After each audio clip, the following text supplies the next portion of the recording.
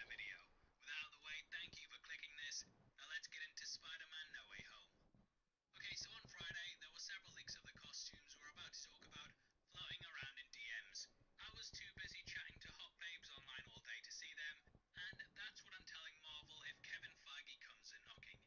In addition to me definitely not seeing them, descriptions of the suits were posted on subreddit Marvel Studios spoilers.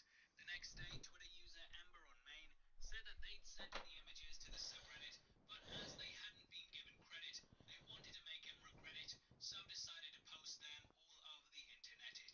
YouTube is a place where you can DMCA someone in a second and have their whole channel removed if you want to without even asking for rent, so I'm not going to be able to show all of the images in this video, but they are out there if you want to look.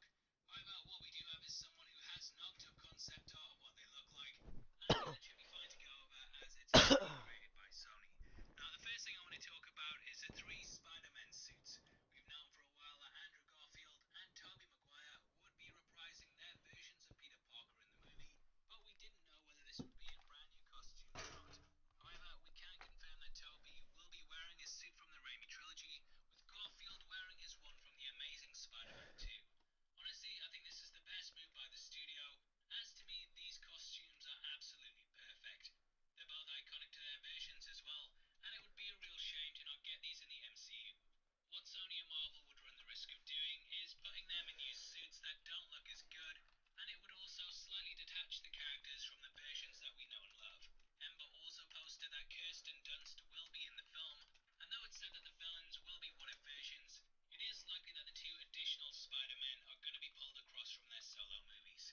Now, one costume that has changed up slightly is the Green Goblin outfit.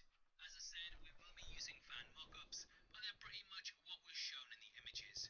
The costume is highly battle damaged, and it also comes with belts and pouches that are full of the Goblin's tricks and weapons. First thing you're probably going to notice is that the Green Goblin doesn't have a mask, and instead he has some goggles that look a lot like Dr. Octopus's from Spider-Man 2. I've seen a lot of people saying that they're going to add the mask, but from what I've heard, this is how the Goblin is going to look. Now, why that is because the movie is basically going to be pulling the villains out of the multiverse the second before they died. As the Goblin wasn't masked and in a battle-damaged costume, this is the version that's going to be brought into the MCU. You can even see that the Goblin costume looks very similar to how it was when he got stabbed in the dick, and the guy's going to be pulled across just after he got stabbed in the dick, yo. Now, from what I've heard, when he comes into the MCU, he will take Octopus's goggles and then wear them. A big criticism that people had for the Raimi costume was that you basically paid for Willem Dafoe, who has a very iconic face, and then covered it up with a big green Power Rangers helmet. Marvel is wanting to lean into Dafoe's most notable features, and this is why this time around he won't be wearing the mask. Now, people have been going back and forth on this overnight, and for the last couple of months over whether you should wear masks and whether you shouldn't, but I did get told that he wouldn't have one a while ago, so it does kind of line up with this concept art. Now, I am actually wondering whether they lean into some of the original costume designs from 2002, as they would definitely work with keeping his face on show, but also having him with a look that leans into the comics. If you think about how the Vulture looked in Homecoming, then this does line up with that as being something that has more of a real-world feel to it, but let me know below what you think's gonna happen. Now, I think the costume looks absolutely incredible, and Aaron S. Bailey did a brilliant mock-up of the leaked scene we'd heard about when Goblin goes to the villains that have been captured in Stranger's Sanctorum prison. Going beyond that, from what I've heard on the film, Osborn will land in the MCU, and he'll be sort of torn between his two personalities. Swear your oath, Moraine Sedai. I swear to speak no word that is not true. To make Welcome to the Heavy Spoilers Show. Also slightly detached the characters from the versions that we know and love.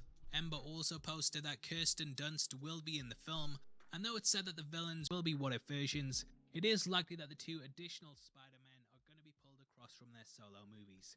Now, one costume that has changed up slightly is the Green Goblin outfit. As I said, we will be using fan mock-ups, but they're pretty much what was shown in the images. The costume is highly battle damaged, and it also comes with belts and pouches that are full of the Goblin's tricks and weapons. First thing you're probably going to notice is that the Green Goblin doesn't have a mask, and instead he has some goggles that look a lot like Dr. Octopus's from Spider-Man 2. I have seen a lot of people saying that they're gonna add the mask, but from what I've heard, this is how the Goblin is gonna look. Now why that is because the movie is basically going to be pulling the villains out of the multiverse the second before they died. As the Goblin wasn't masked and in a battle damaged costume, this is the version that's going to be brought into the MCU. You can even see that the Goblin costume looks very similar to how it was when he got stabbed in the dick, and the guy's going to be pulled across just after he got stabbed in the dick, yo. Now from what I've heard, when he comes into the MCU, he will take Octopus's goggles and then wear them.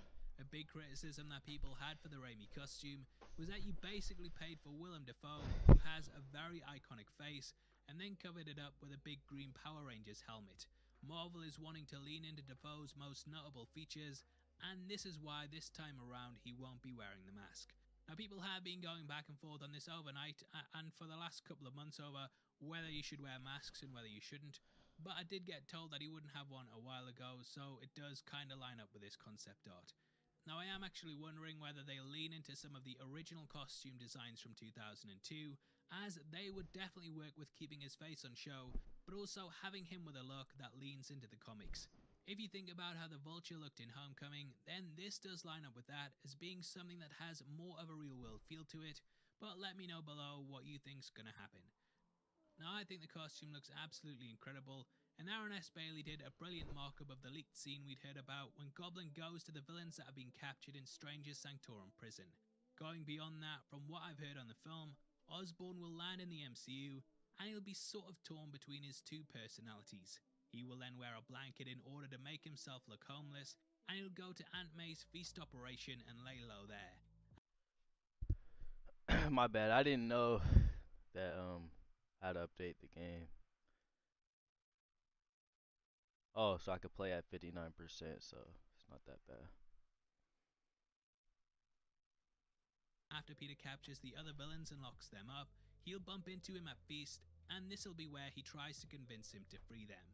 We've already done a big plot leak video on all the ins and outs that are missing here, so if you want to learn more, then that's going to be linked at the end. Now Goblin will sort of go back and forth between wanting to free them and wanting them for his evil schemes, but ultimately the dark side will win and he'll become the main villain. Now if you've been watching our other plot leak videos, then you'll know we've talked about a big death in the film. I'm not going to drop that here as I think it is quite a big spoiler, and I'd have to give another spoiler warning which I really can't be bothered with. Yeah, I don't. However, apparently the scene of the building on fire from the trailer is this moment, and after Peter attempts to stop Goblin, he goes to this person's house and blows it up with them inside. It's pretty shocking, and it mirrors a big thing that also happened in the Raimi films, making Thought they were about to say, hey, Aunt May in the MCU. Thought they were gonna kill her off for a second. it like poetry. Now earlier in the week, it was debunked that the Rhino will be in the movie. This is something that we reported on for a while, and then I heard the opposite to it, and started putting my theories out for who the final Sinister Six villain would be, but everyone called me a moron because, as we all knew, it was definitely Rhino. I kind of feel like I should have just went with my gut and said what I thought instead of being like, well, all these people must be the ones who are right. And I feel like I'm gonna have to make another I was wrong video because apparently he's not in the movie.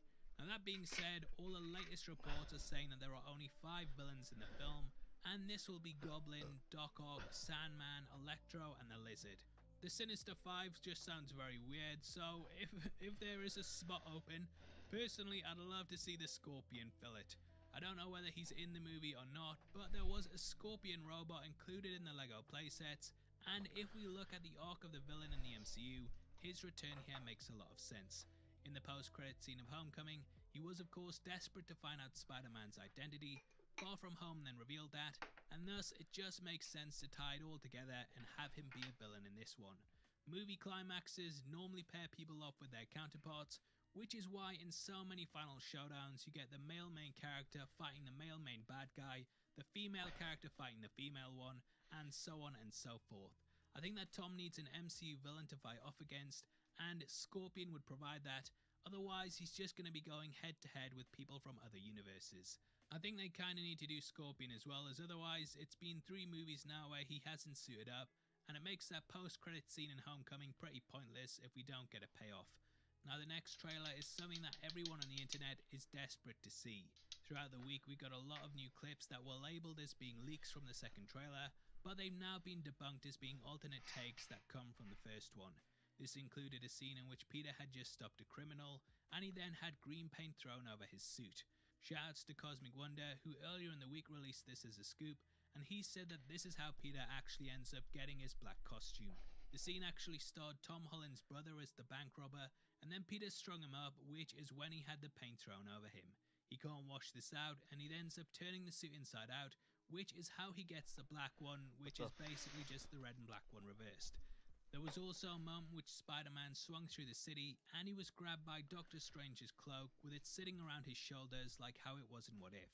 This then pulled him back, and apparently it leads into the moment from the first look, in which Strange then knocks Peter out of his body so that he can take the cube back. There were also some alternate takes of things like Strange chasing Peter through New York, and a couple of additional shots of the ladder being thrown against a wall. However, we have to stress that this is not the second trailer, and it's just alternate scenes from the first one that ultimately didn't end up getting used. As for the trailer itself, I don't think it's going to come until at least the middle of November at the earliest. We now know from Daniel RPK that Morbius will be dropping a brand new look on Tuesday, so that pretty much rules the next week out. The week after doesn't have any big releases, but the week after that is Ghostbusters Afterlife. To me, releasing it with that makes the most sense, as the film will be about a month away, and it also helps to promote one of Sony's films. If they dropped it before Dune or The Eternals, it would help to push a Warner Brothers and Marvel Studios movie, whereas if it comes with Ghostbusters, then it's a win-win for Sony. Now this is just me guessing, but looking at everything from a business point of view, I think that just makes the most sense. So in summary, we don't know when the trailer is. The Goblin suit will be a battle-damaged one from the Raimiverse. Toby and Andrew will remain in their most iconic suits. Kirsten Dunst will be in the film, and the black suit will be the red and black one reversed. Overall, I'm really hyped for the film, and I'm guessing that we still don't have a poster yet because Sony want to reveal Andrew and Toby on it, which is why they've held off for so long. As far as official announcements go, Willem Dafoe hasn't been announced yet, so I think they're just keeping everything under wraps and having Andrew Garfield say all the time that he's not the werewolf. But you've been lying the whole time. I hate you. You stop lying, you scumbag. Either way, I'd love to hear... I'm sorry, Andrew.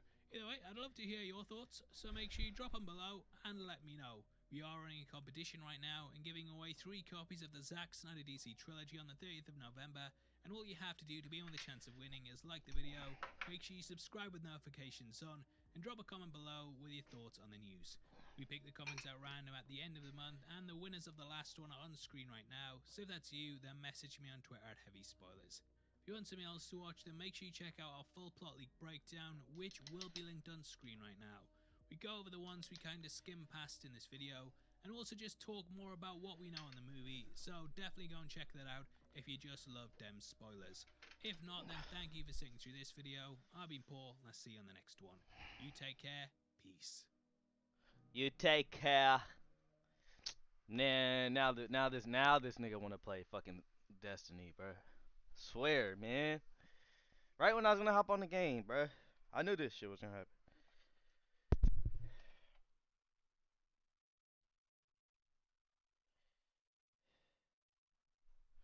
Well, RIP to Call of Duty Cold War. Cause I'm not gonna be able to play. Hold up.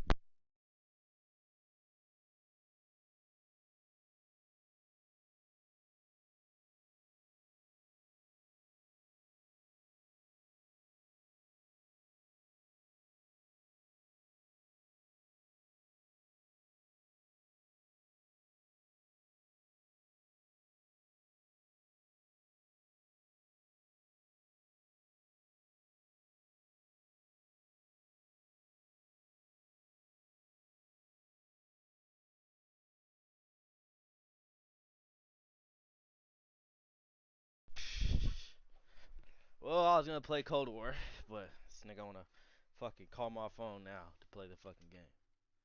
It's like, damn, bro. It's whatever. That was my dad. I can't really. I mean, I can, but I barely play with him anyways. I just started back playing the game with this nigga, so.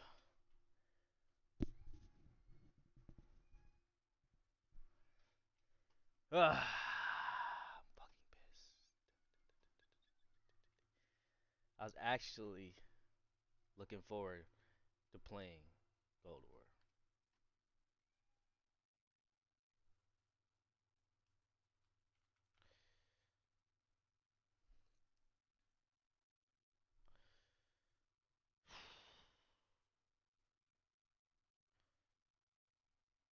Shit, playing Destiny makes me think I'm about to probably sip now. Then shit, might as well.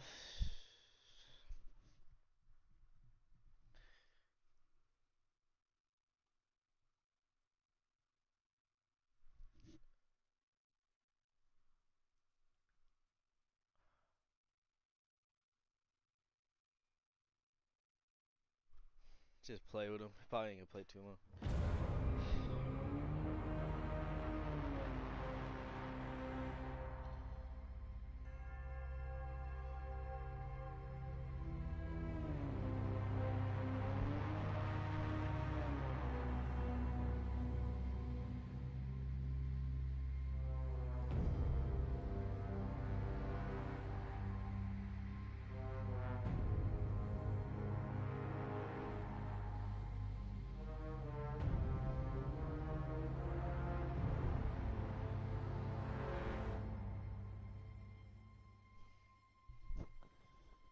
Flashbang props for my quiet cosplay. These bitches are real as fuck. Look at this shit. Dude, I got the fucking flashbang props for my quiet She's an idiot. She thought she had a fucking flashbang prop, and that motherfucker ended up to be real. She unpinned it.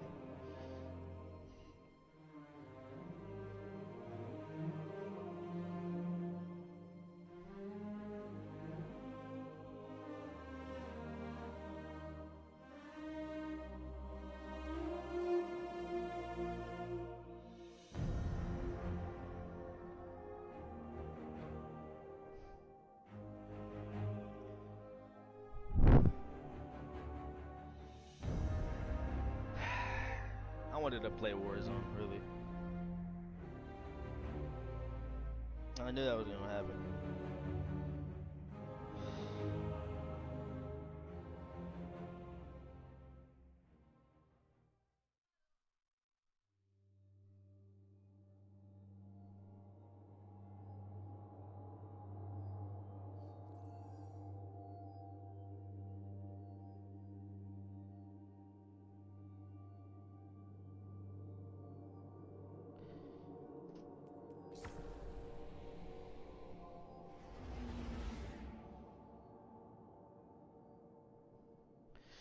Yes, sir.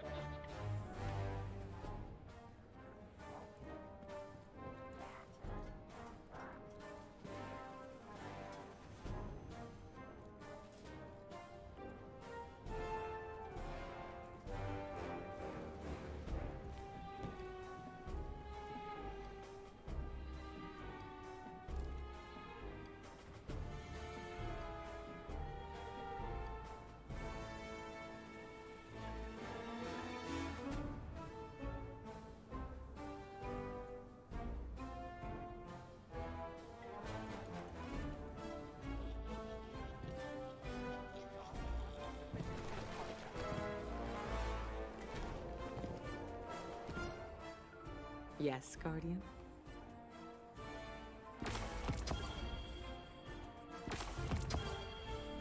Carry the light with you.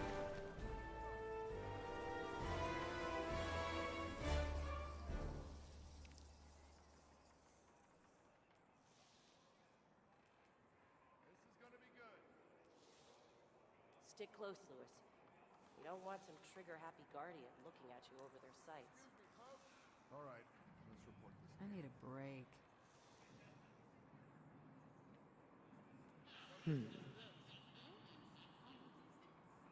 There.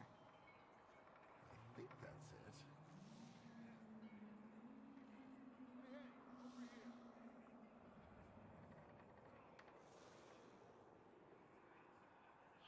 Aha.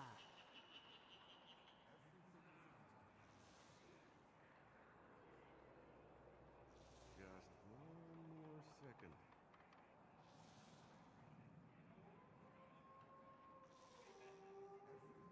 Setting it down. A little closer, Guardian. This is taking forever. There is always a path. But the cost. These things are supposed to be unbreakable. I need to shoot. Hey, over here.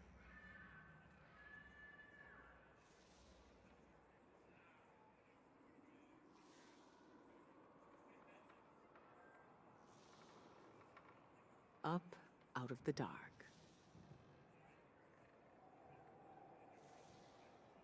So much knowledge lost in the war.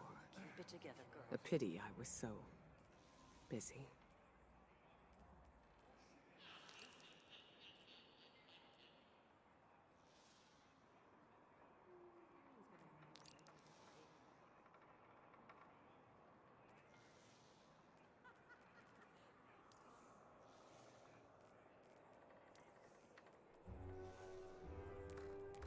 A little closer, Guardian. I will have answers.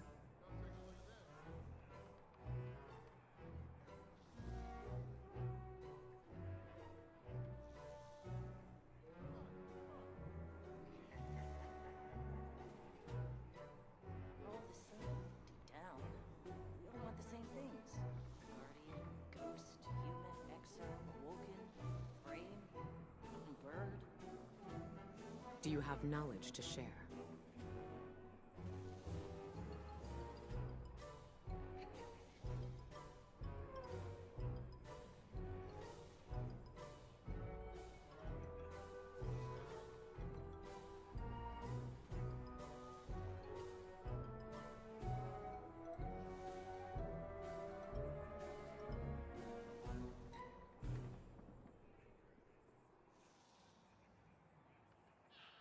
Was he looking at you funny? I think he was looking at you funny because you're a bird. Titan, let us work together. You can learn much from the warlocks.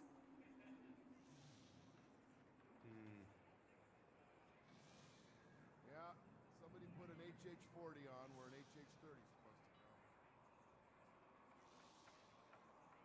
Great.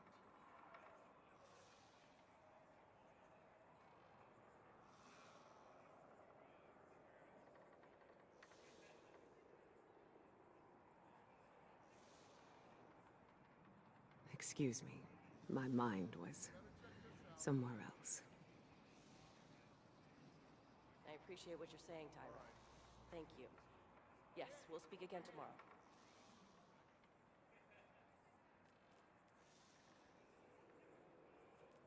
Hey, you. Come here.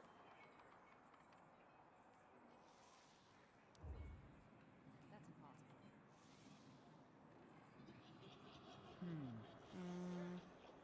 Okay. We are all warriors, but the city looks to the Titans. Don't take that lightly. Come, take a look. Gotta get this back online. Oh, that's right.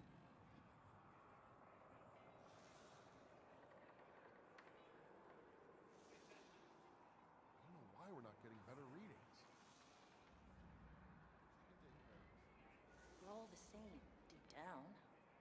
want the same things. What have you learned, Ghost, Guardian? human, exo, awoken, frame, bird. The weakness is the center of the shield. Perhaps in the center of their mind.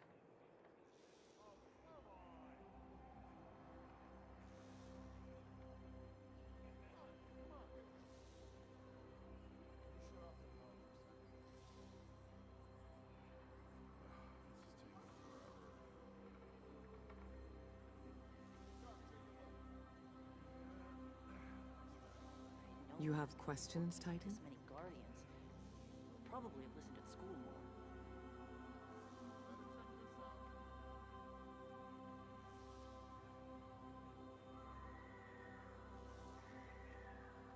I slept rough last night.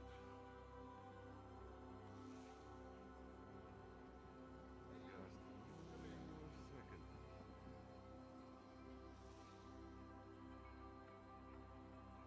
All right, it's gonna be good. Good to see you. Okay. Okay, don't lose it now.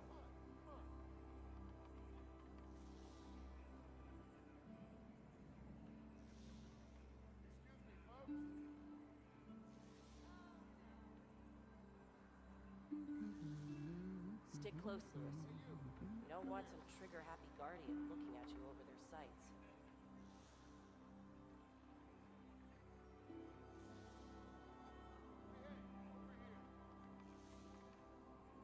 Up out of the dark.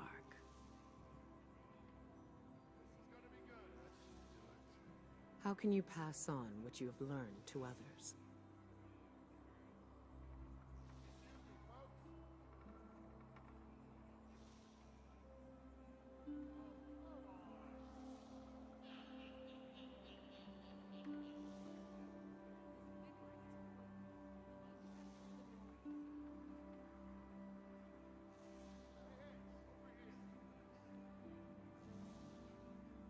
I appreciate What what is you're it? saying, Tyra. Thank you. Yes, we'll speak again tomorrow. Gotta get this back online.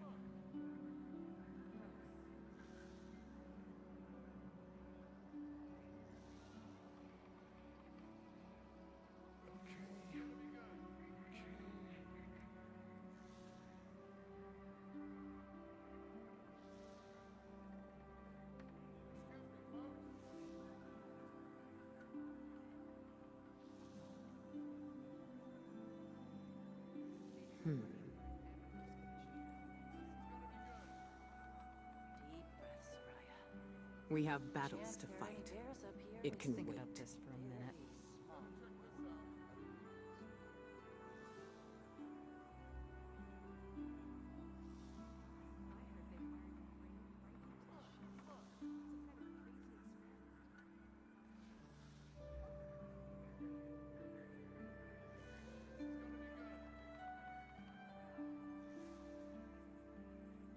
Okay, don't lose it now. Good to see you.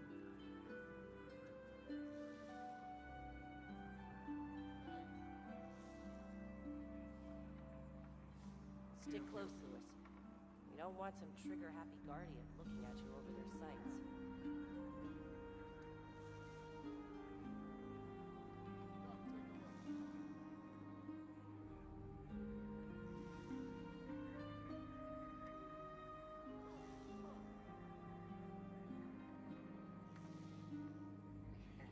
What have you learned, Guardian? Somebody put an HH-40 on where an HH-30 is supposed to go. There is always a path. But the cost. You're doing great out there, Devram. Thank you for everything. It's gonna be good.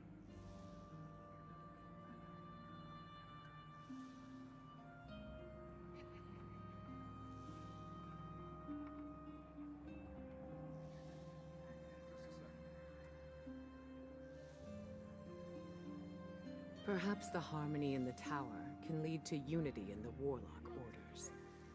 Perhaps not. Keep it together, girl.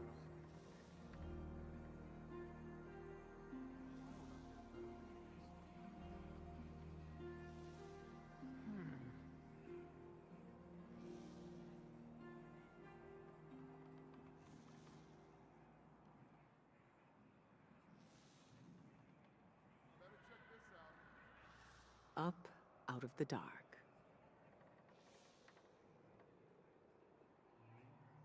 I sense him on the far edges of my mind. He stirs in the vaults. But why? Gotta get Devon back to the city for a visit. I mean, if nothing else, I need some pie.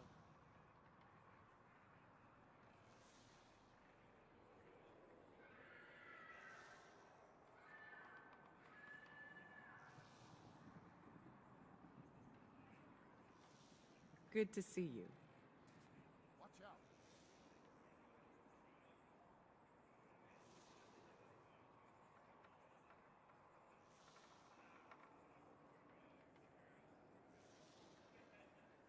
That's nice.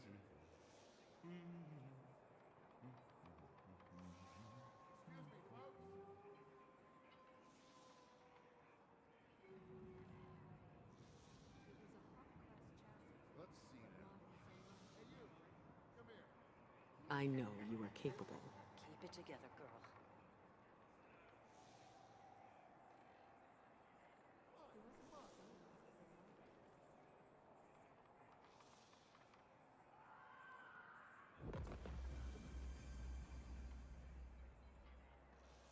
Come take a look at this.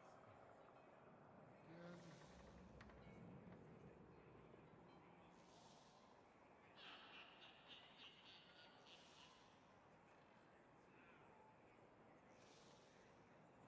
I think that's it. Perhaps the harmony in the tower can lead to unity in the warlock orders. You're doing great out there, Perhaps Devon. not.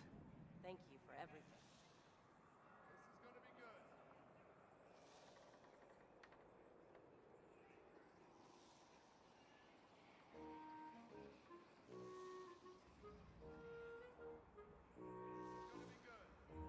This can't wait.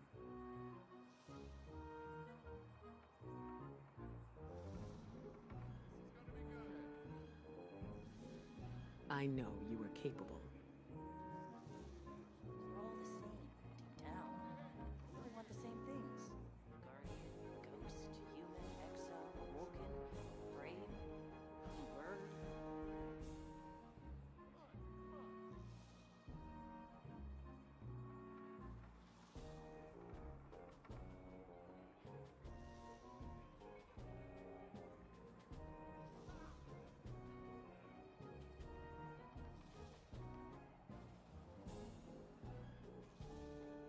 It's all falling apart. The Vanguard, the fire team, the future we imagined.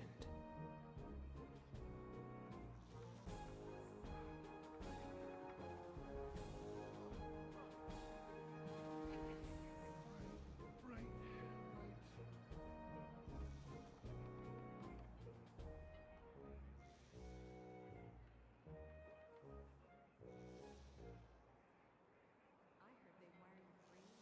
Hey, you. Come here. I know you are capable. That sounds great, Amanda. Then we can... We have battles to Sorry. fight. How many rounds? It can wait. Is that a tradition, or did you just pick a number?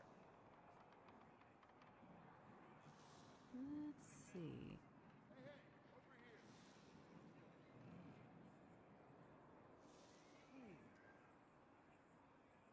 Better check this out.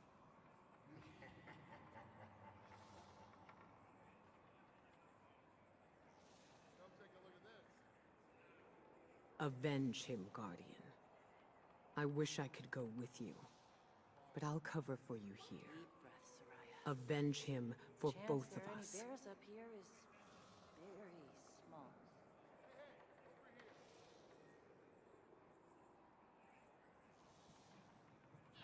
Yeah, somebody put an HH-40 on where an HH-30 is supposed to go.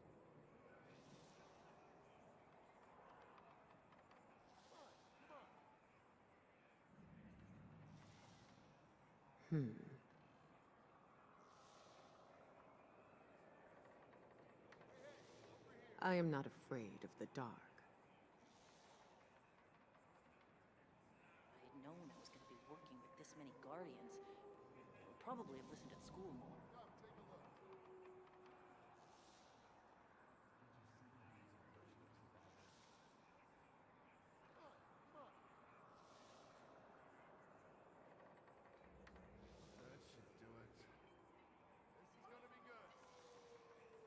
Titan.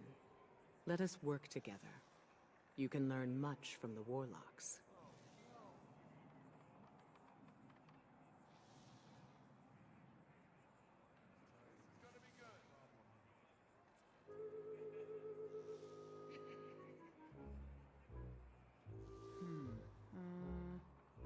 Okay.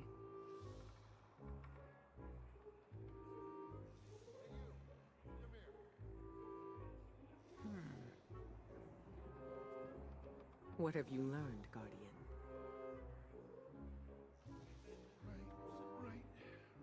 So much knowledge lost in the war. A pity I was so Gotta get Devon back to busy. the city for a visit. I mean, if nothing else, I need some pie.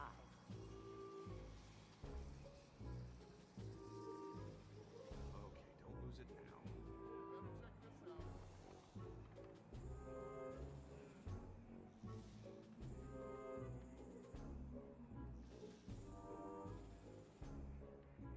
We are all warriors, but the city looks to the Titans.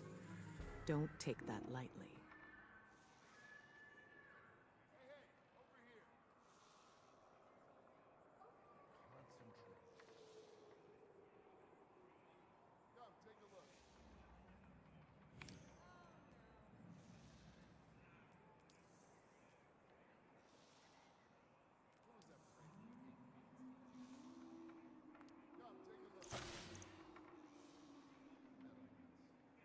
Do you come for advice, This Guardian? many guardians. I may have what you seek. Probably have listened at school more.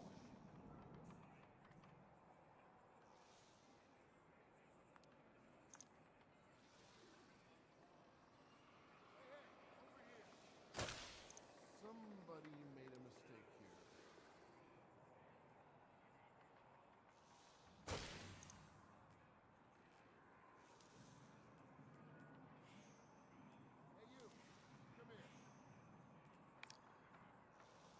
You have questions?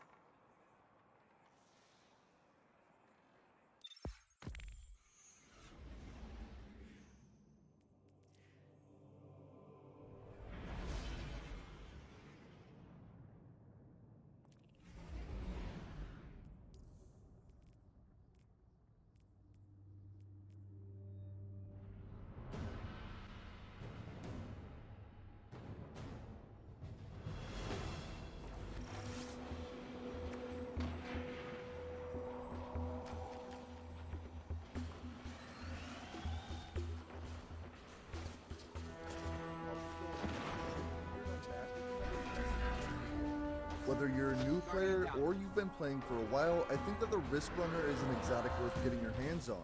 In this video, I'm going to go over how to get it after the release of Beyond Light. Not only will you get the Risk Runner, but you'll also end up enjoying the video or Runner quest. You must complete the quest line A Guardian Rises. This is the new Light experience that came out alongside Beyond Light. If you're a brand new player after the release of Beyond Light, chances are you've already completed this. For anyone who started before Beyond Light, you'll need to pick this questline up at the abandoned quest kiosk in the tower next to the postmaster. The whole questline is relatively straightforward and it's meant as an introduction to new players. When I went through it, it took me about an hour and a half to go from starting it to getting the Risk Runner. Towards the end of the questline, you'll be given a tour of the tower. Then Zavala will task you with completing the Disgraced Strike. Once the strike is complete, you'll get the first step of the A Spark of Hope quest. This is the questline to get your Risk Runner. The first thing you need to do is head back to Commander Zavala in the tower. After talking with Zavala, you'll have to go speak with Ikora next. After that, she'll send you off to the EDZ to speak with Devrim K. He's up in the tower of the church in the Trossland. Upon speaking with him, he'll task you with completing all 3 lost sectors in the tower. You'll get the first step of the A Spark of Hope quest. This is the questline to get your Risk Runner. The first thing you need to do is head back to Commander Zavala in the tower. After talking with Zavala, you'll have to go speak with Ikora next. After that, she'll send you off to the EDZ to speak with Devrim K. He's up in the tower of the church in the Trossland. Upon speaking with him, he'll task you with completing all 3 lost sectors in the Trossland area of the EDZ. There is one off to the left of the church, one off to the right, and one right below the church. Remember to grab the chest at the end of each of them, as that is what's required to complete this step. From each chest you should get incomplete map data. When that's done, speak with Devrim K once more and he'll ask you to complete a new mission called Risk/Reward. This is located in the Cosmodrome. Load up the Cosmodrome map and there will be a blue quest icon there. Click on it and launch the mission. When you load in, you'll have to defeat 3 Dust Captains. This shouldn't be too difficult. They can usually be found near the 3 buildings surrounding the Walker Tank.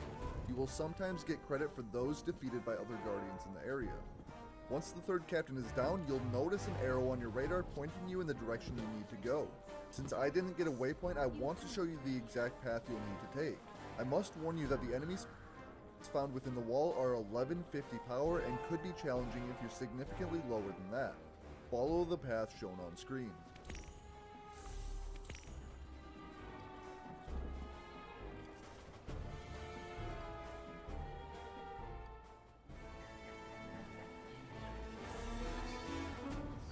Hi. Good luck out there. Greetings.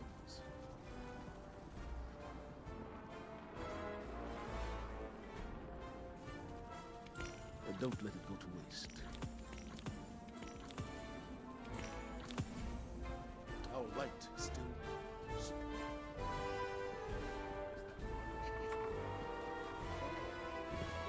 Physical expression. I have ideas already.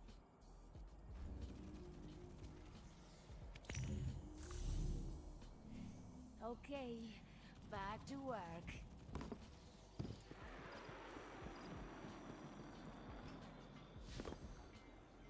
Let's get you back out there. Don't get burned. Take a look.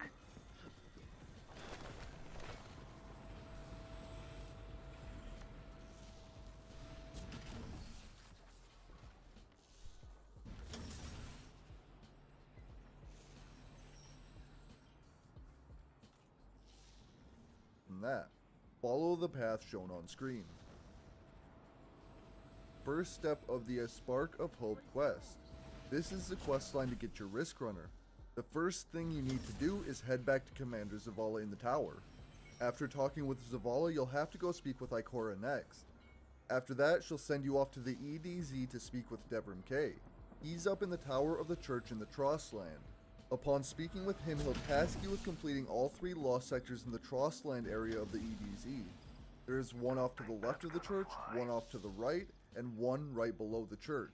Remember to grab the chest at the end of each of them, as that is what's required to complete this step. From each chest you should get incomplete map data. When that's done, speak with Devrim K once more and he'll ask you to complete a new mission called Risk/Reward. This is located in the Cosmodrome. Load up the Cosmodrome map and there will be a blue quest icon there. Click on it and launch the mission. When you load in, you'll have to defeat 3 Dust Captains. This shouldn't be too difficult. They can usually be found near the 3 buildings surrounding the Walker Tank. You will sometimes get credit for those defeated by other Guardians in the area. Once the 3rd captain is down, you'll notice an arrow on your radar pointing you in the direction you need to go. Since I didn't get a waypoint, I want to show you the exact path you'll need to take. I must warn you that the enemies found within the wall are 1150 power and could be challenging if you're significantly lower than that. Follow the path shown on screen.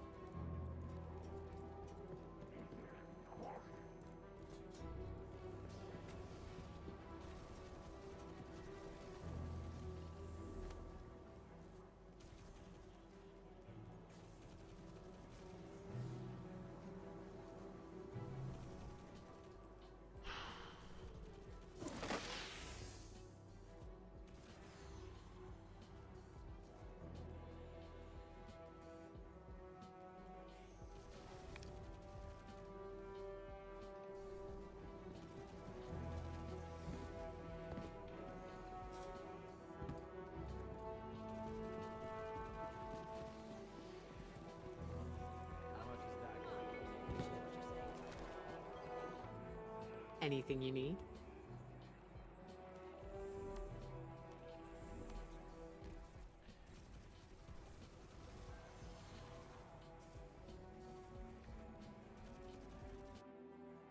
Only get your risk runner. However, you aren't done with the mission yet. You get to test out the risk runner and acquire the catalyst. Put on your new. Watch your ankles. The fall will Pointing you in the direction.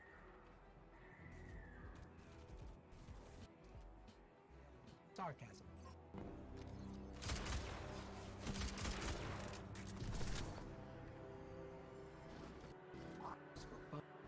Those close Sunday.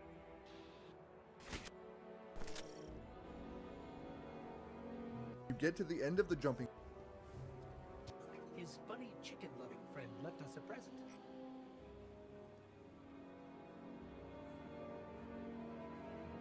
Aren't done with the mission boss fight. Clear out the room of enemies, then defeat the boss in the room. When this is done, you will be rewarded with your risk runner catalyst. Don't forget to slot it into your risk runner. To actually unlock the catalyst, you need to defeat 300 enemies with risk runner and get 300 chain lightning kills while Art Conductor is active. While you have the risk runner on,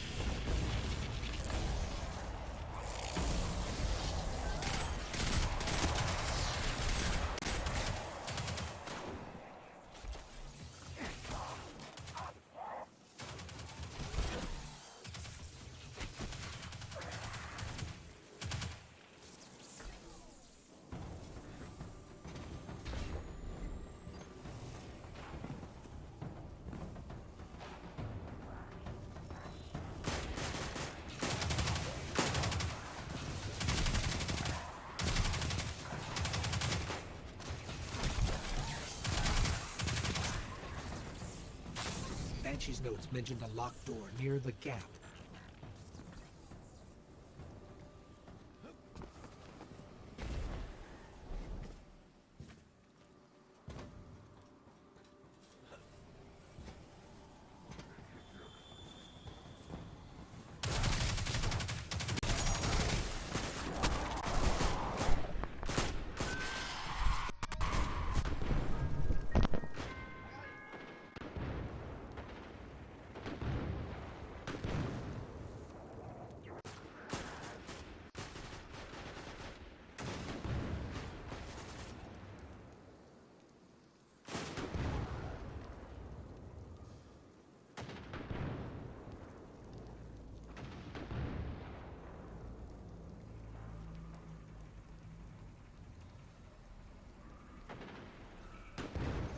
only other note is chasm. Have fun. If we're hunting for one of Cade's stashes, those 3 words are a threat, followed by sarcasm. Watch your ankles. The fall will probably kill you. Hey, Dad.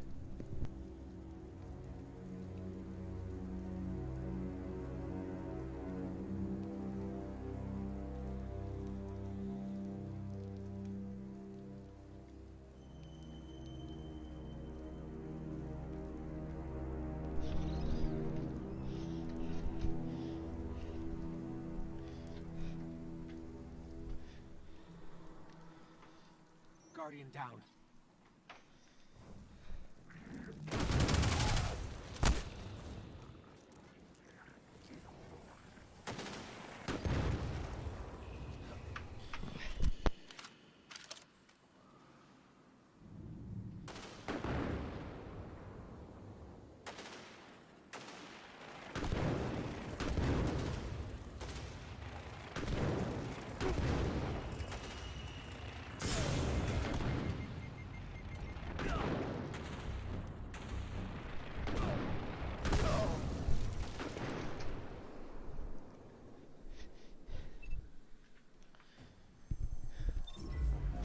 We got little kids coming by and shit.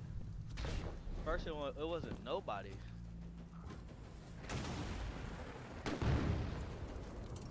Guardian down. I'm supposed to be interacting with. Excuse me. I was honestly looking forward to play.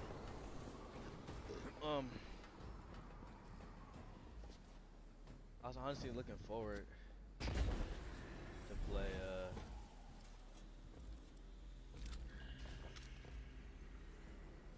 Play.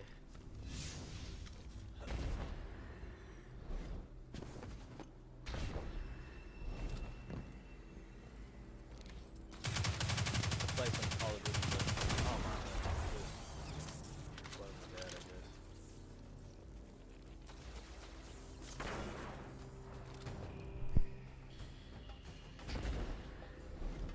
Yeah, I always hear people, I think, yelling like it scares the shit out of me, man. Because then I think something's happening, like with my parents, like, 'cause, you know, I gotta watch over them. Come on. You going the wrong way?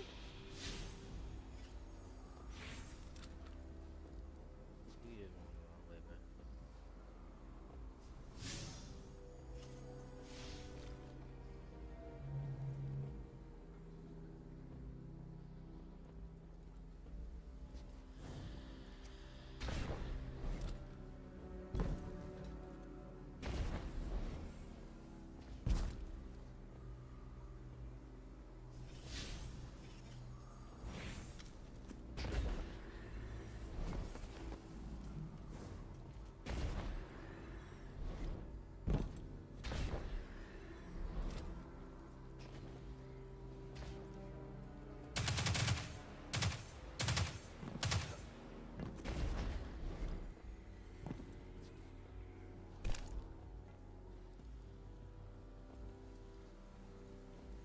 I'm gonna just do this.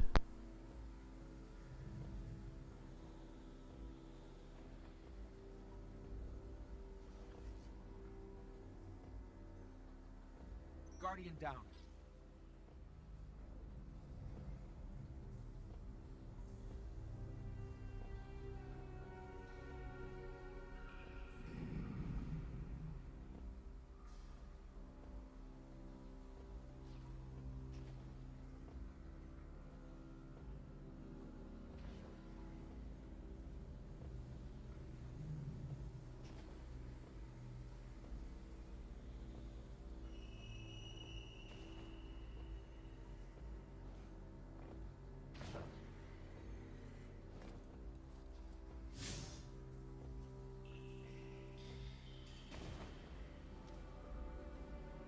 Cade would have liked you. You have his explorer spirit, and you're not afraid to take risks. Careful now. Guardian down.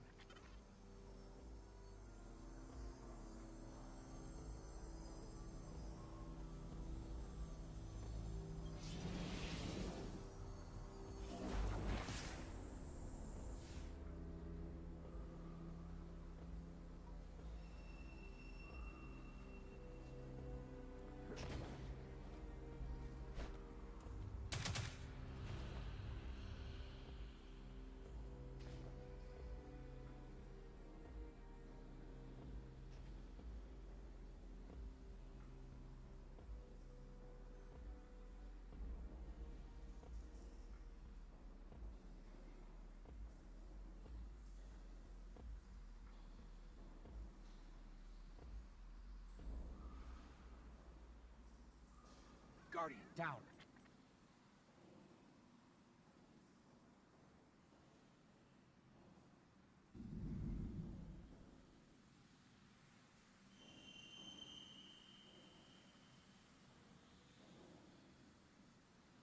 The math says even those closest to Cade will never find all of his stashes. The rumors of his misadventures don't even scratch the surface of the trouble he got up to. But who knows? Your legend is just getting started, Guardian. Maybe someday it'll be your adventures that inspire a new generation of heroes and explorers.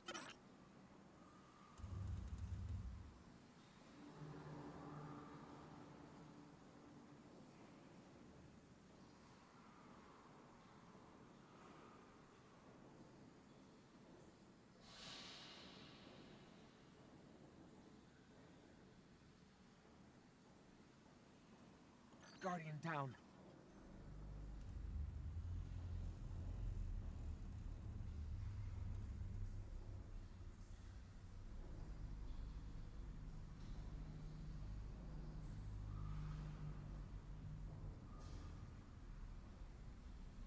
We're almost there. Keep climbing.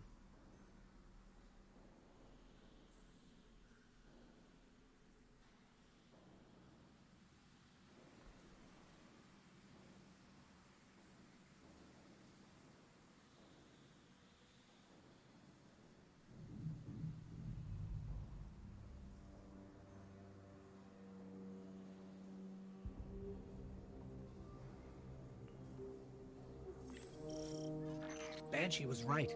His funny chicken-loving friend left us a present.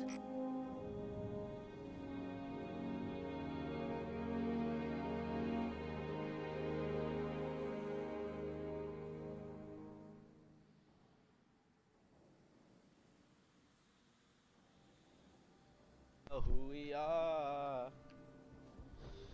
Ugh.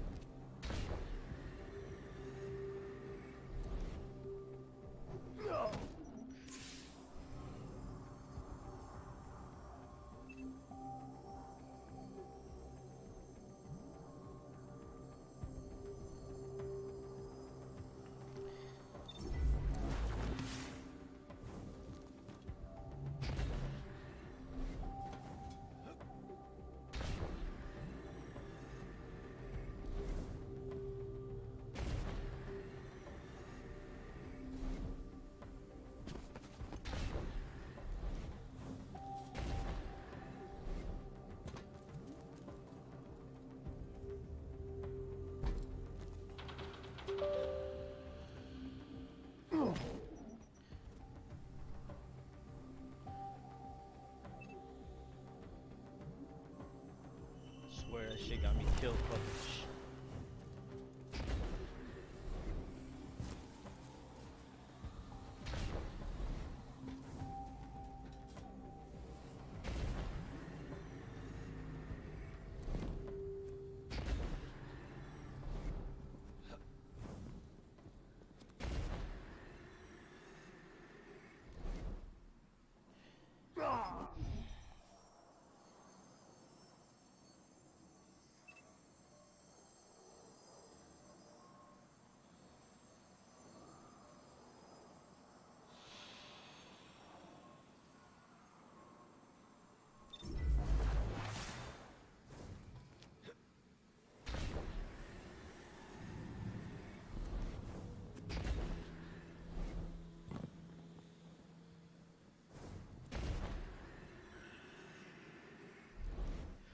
You bitch!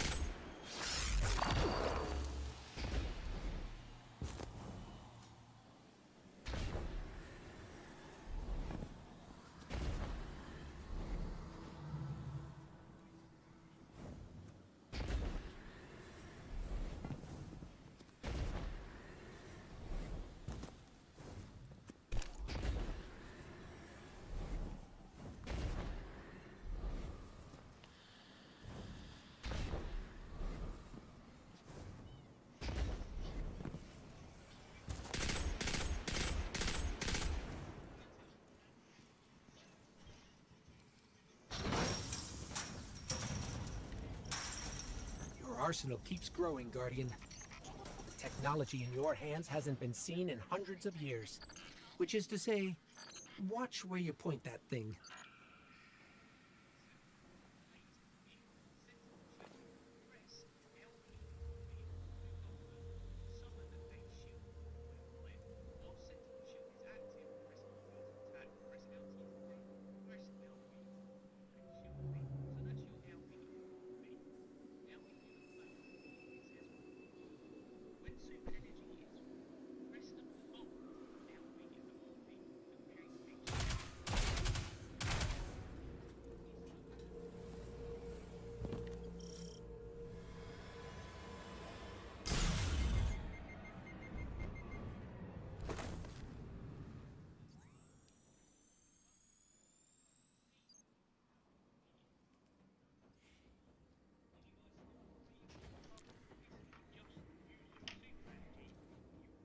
Light 'em up.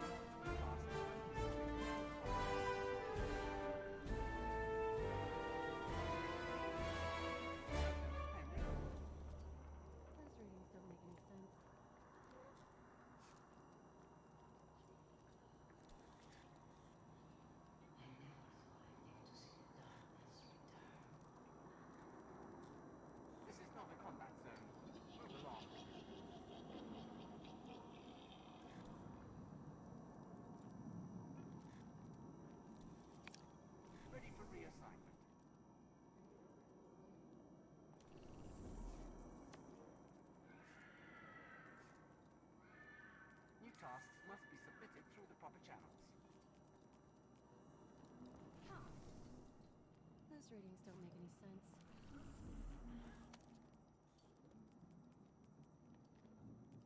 You want to listen to some music while we work?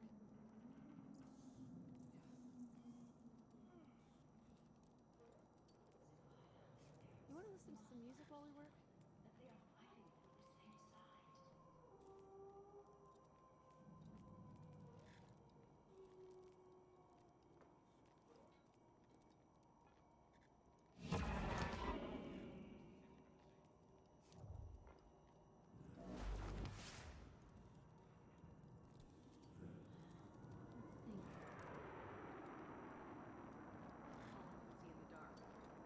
Your tasks must be submitted through the proper channels. Okay, if I listen to music while I work?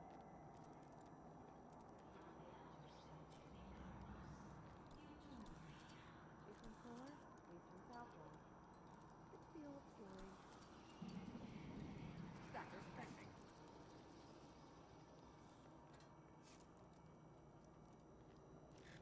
It's kind of relaxing here. Ready for reassignment.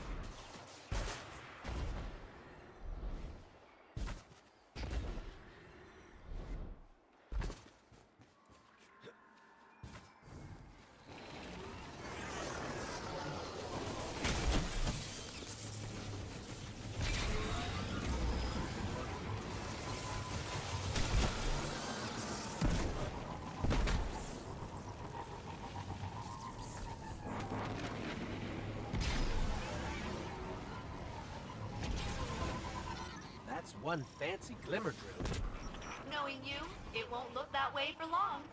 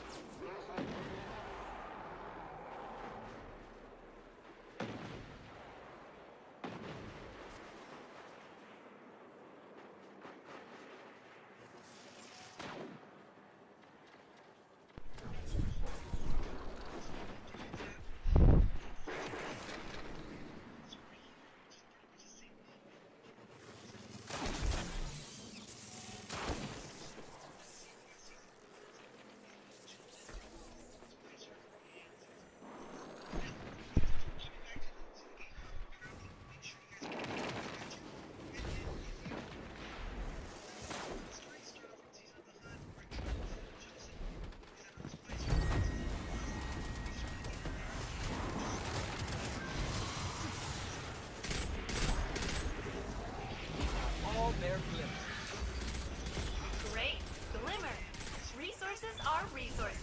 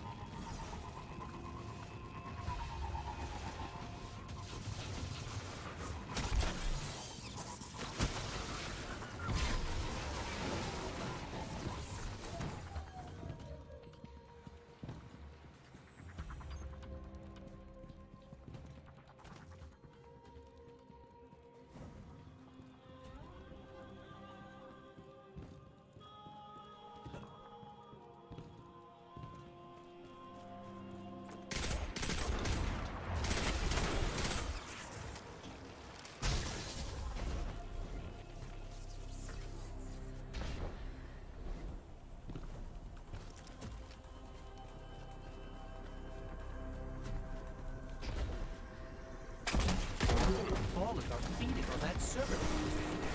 That is very bad news. Please stop them.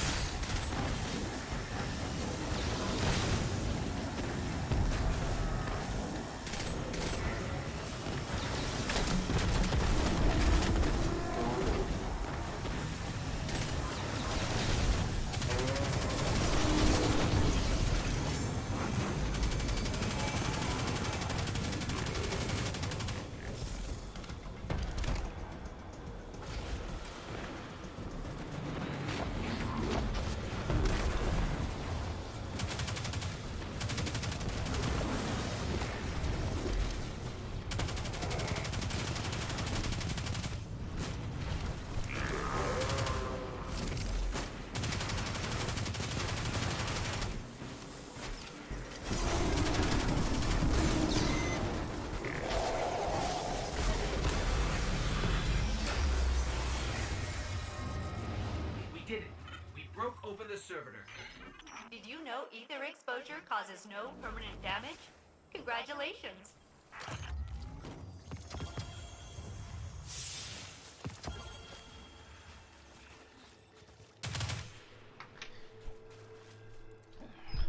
Alright.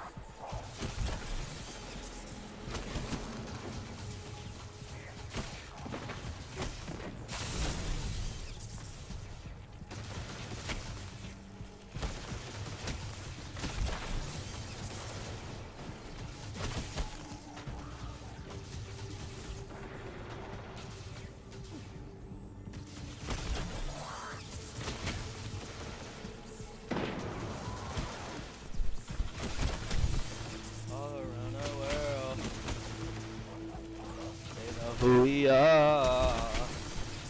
Running.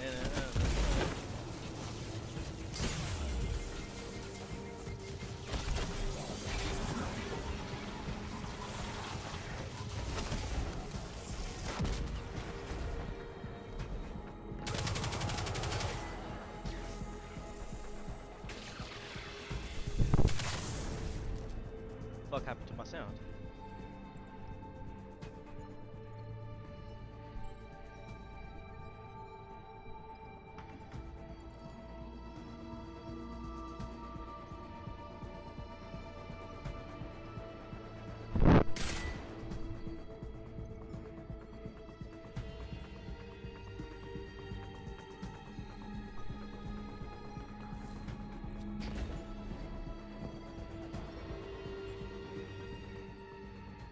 Greetings.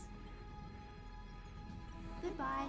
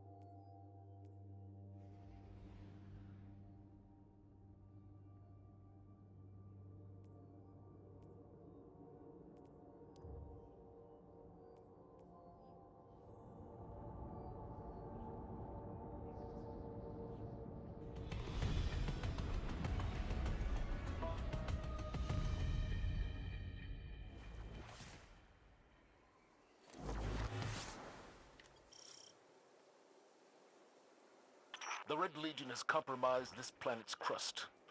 My scouts report multiple seismic events across the surface.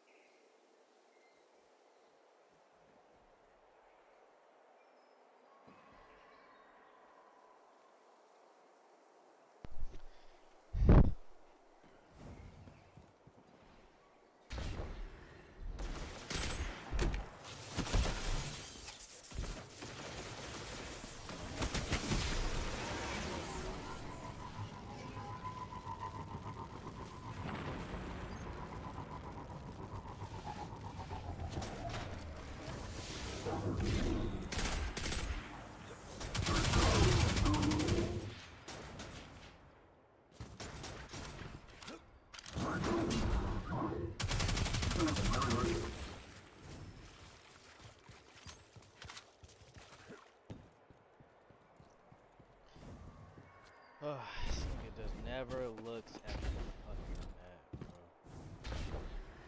I swear, I be showing him all the time, like, look at the map, and this nigga still goes wrong.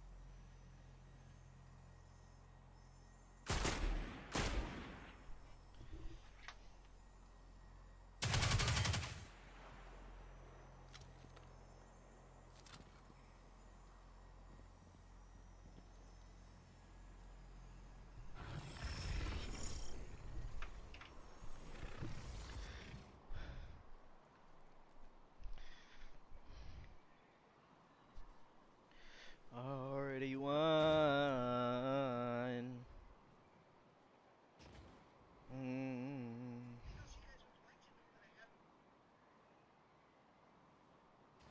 Sand deep. What up with you, Brody? This is Destiny 2, bro.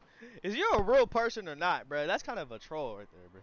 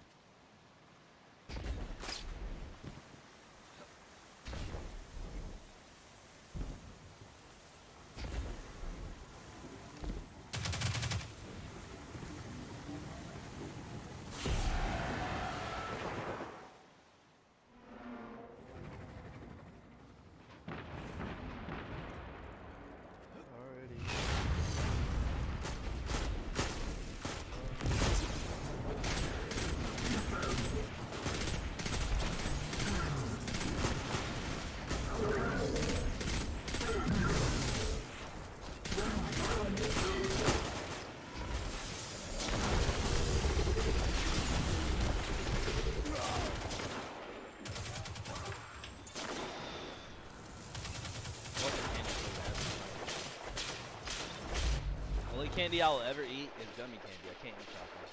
Gummy candy is not that bad because it's just sugar and carbs.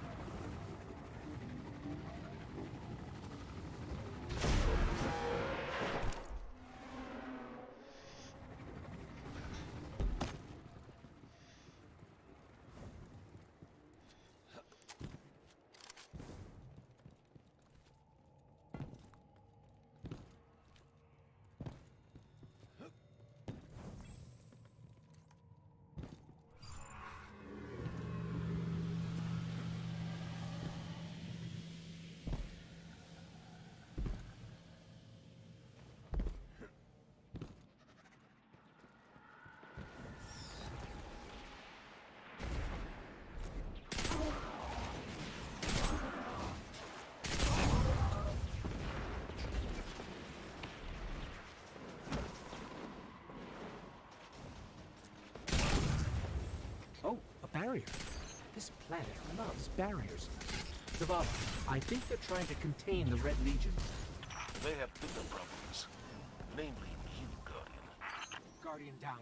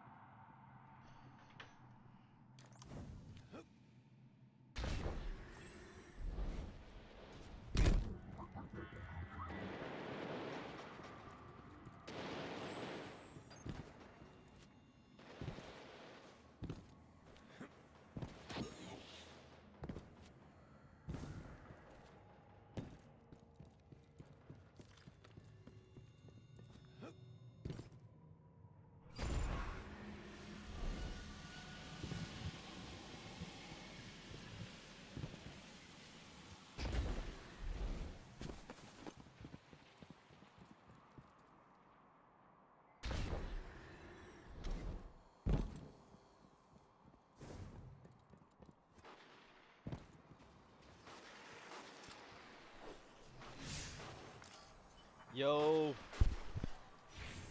Yo, yo, yo, yo. Yes, sir. Yo, Itachi, can you hear me?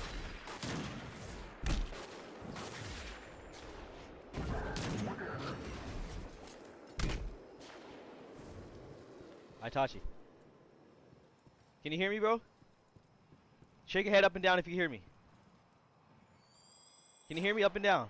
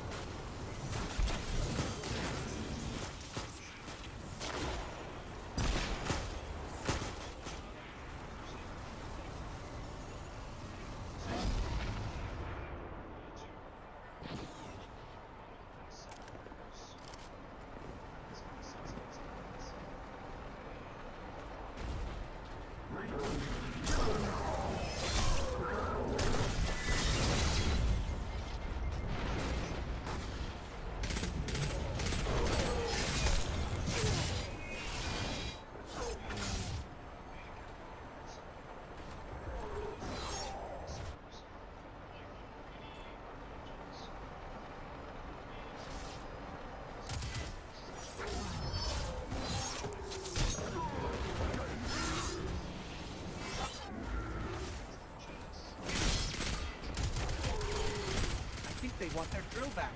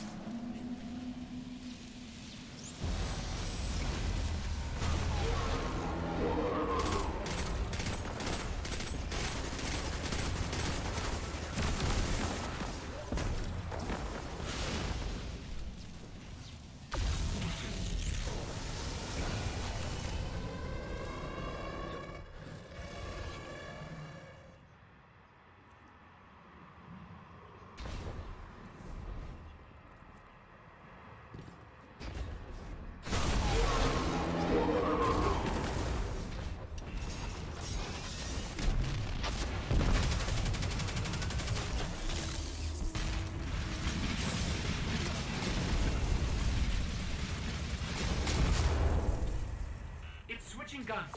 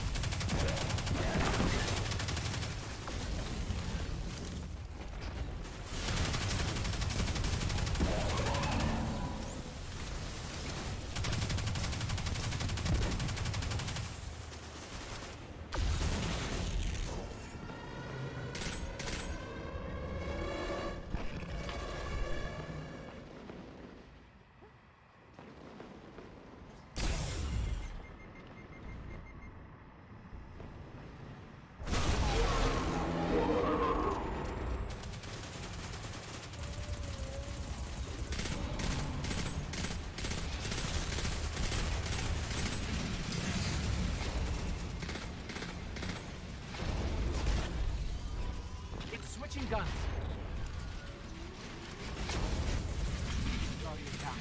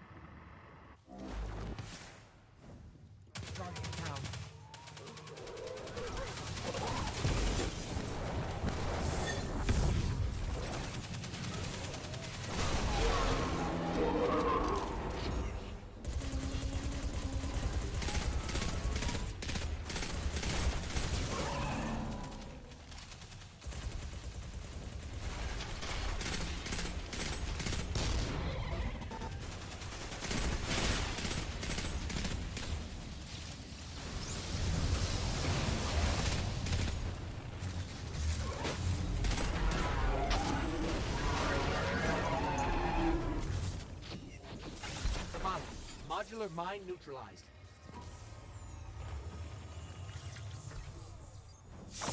Well done.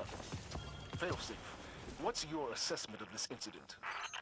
Vex records indicate the Cabal discovered the mine and dug into this world to capture it.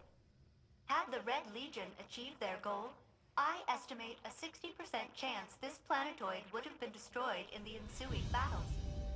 Luckily, the captain stepped in.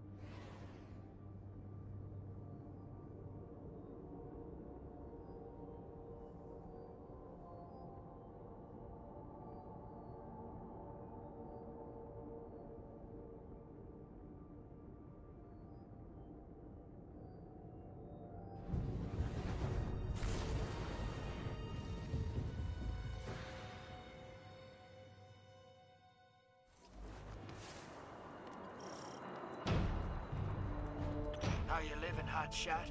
I thought you and your ghost might come back. Escaped inmates are going to town on the reef. We're gonna deal with it at the source. Then you'll want to take out the warden's servitor. It's going haywire.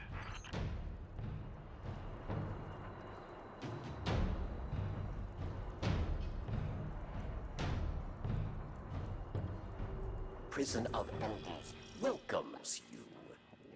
Impress your warden, yes? I thought Varix took off. That's the warden's servitor that went insane soon as Varix left the building. Must have some codependency issues. It's running the whole facility on a subroutine it calls Challenge of the Elders.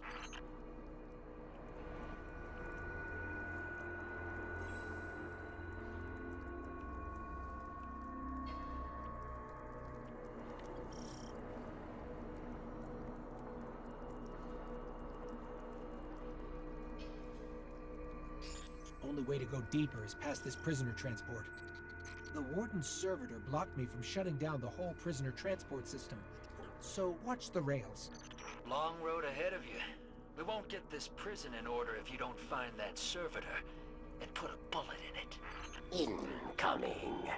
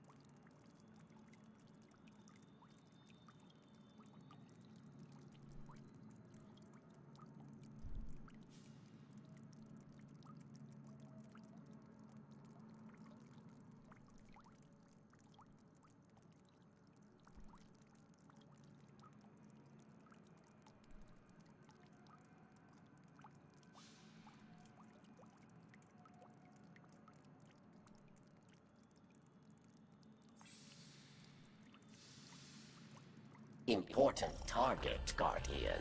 Kill or be killed.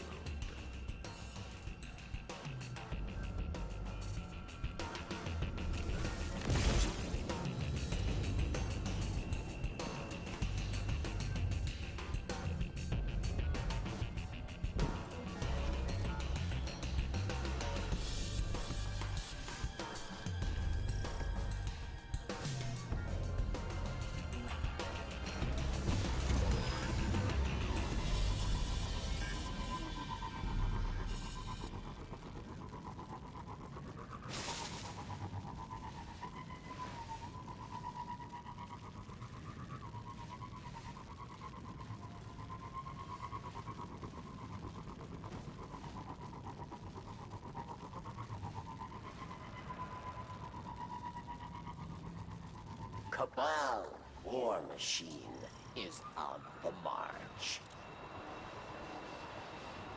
So, the Reef captured some Red Legion. You left the Cabal scattered after the Red War. Reef scooped some up. They took your tower, and you took their dignity.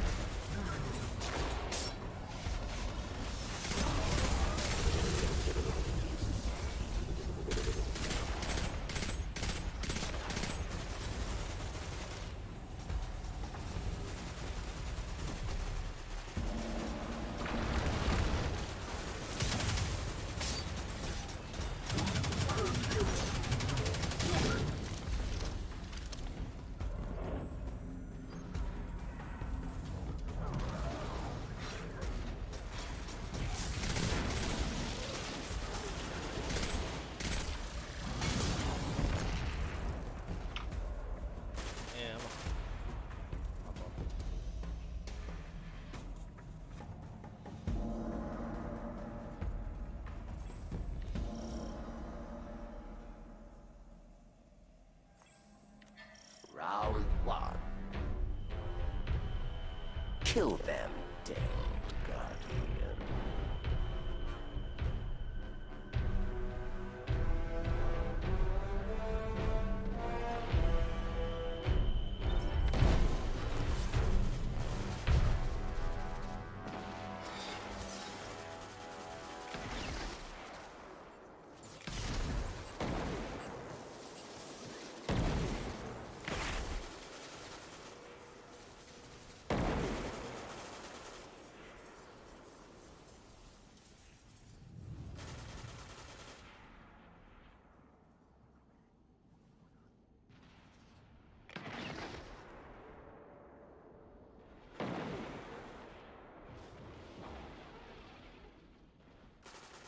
They are dead.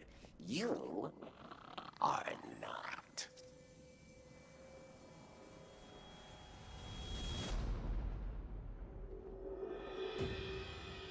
Round two.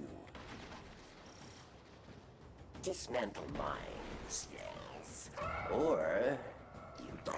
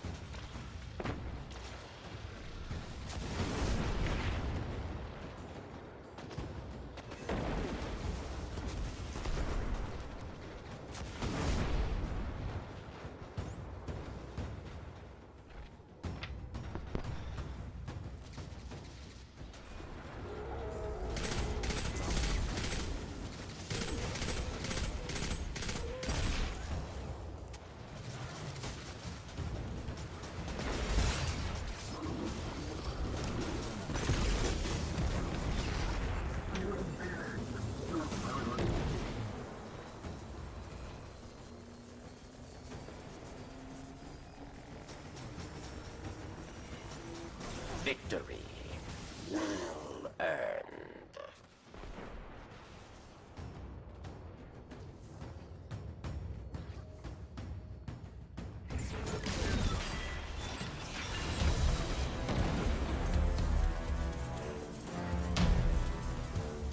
You face the final round.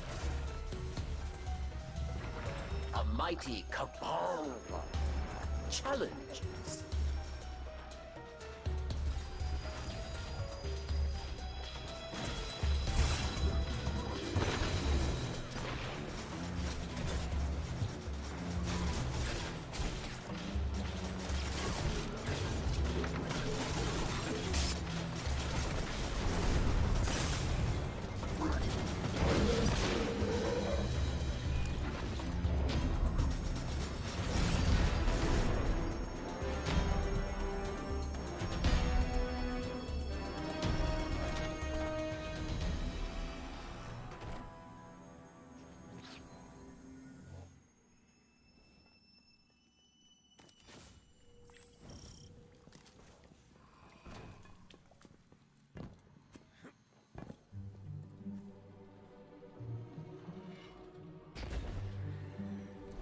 What do we have here? You fought. You won. Your treasure awaits.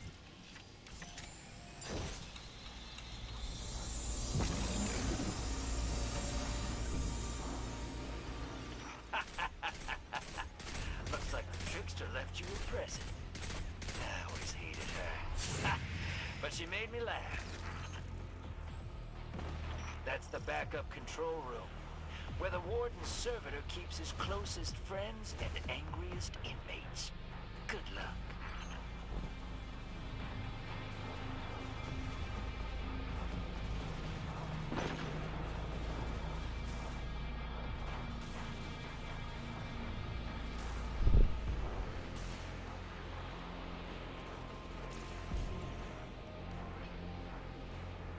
An old friend is here. Judgment at hand.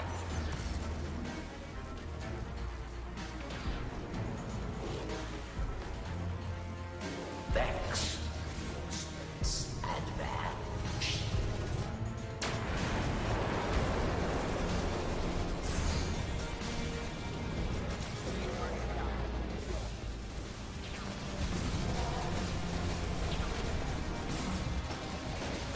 Strategist.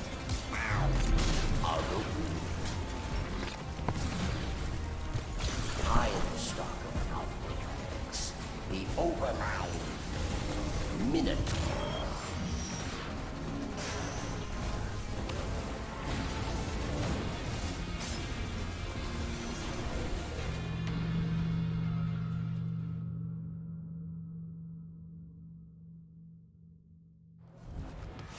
That's the backup control room, where the warden's servitor keeps his closest friends and angriest inmates. Good luck.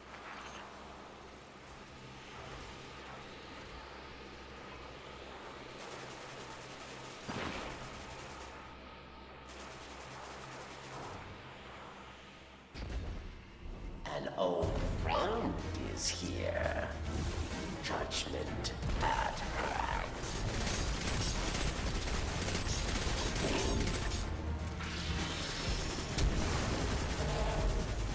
Cabal reinforcements unleashed.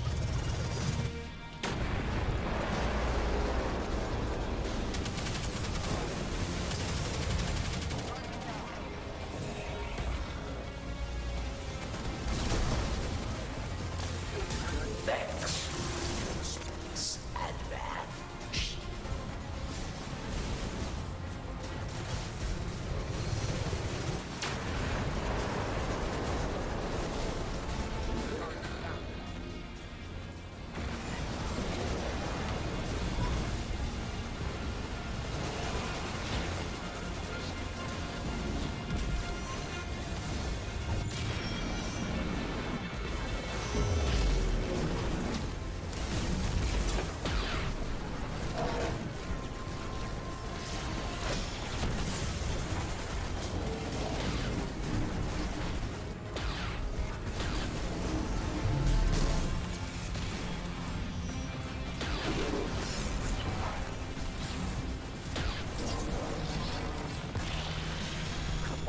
strategist.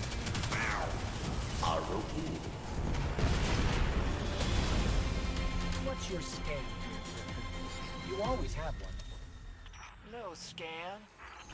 My guardian just annihilated a small army to kill one servitor. You have an army? Careful who you threaten. I just wanted to help one of my favorite guardians out. Guy can't do that? I thought this was a new golden age. Be kind to each other. Am I right? I'm sorry. You're the son.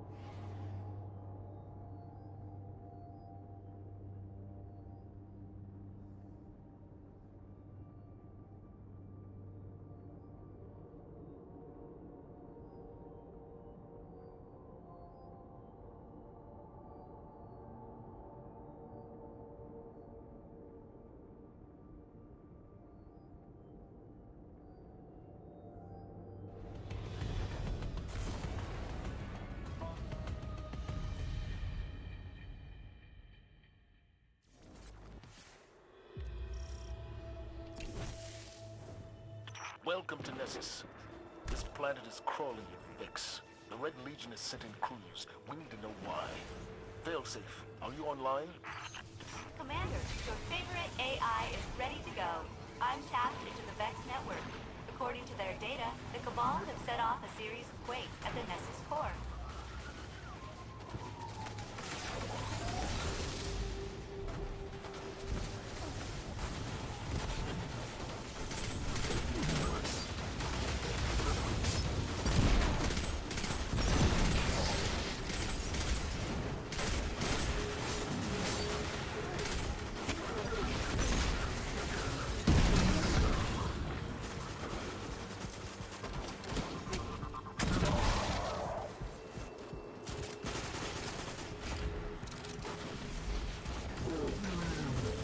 That made me some tacos, honestly. That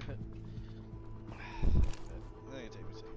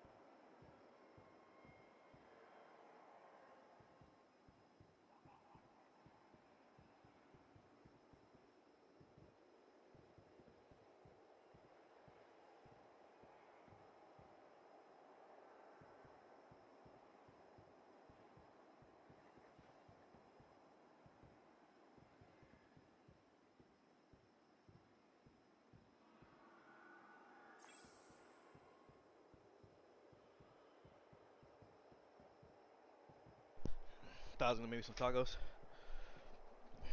So maybe some chicken and rice.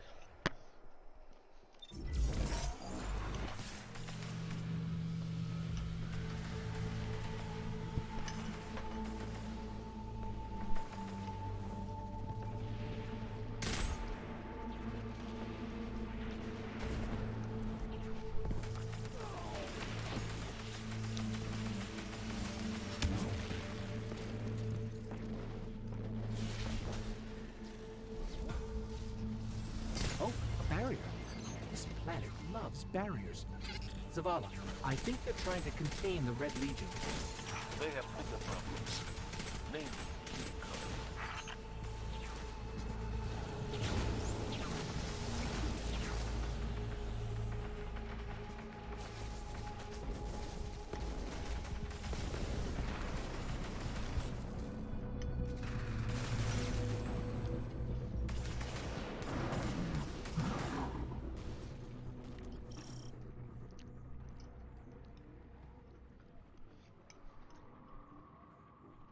So far.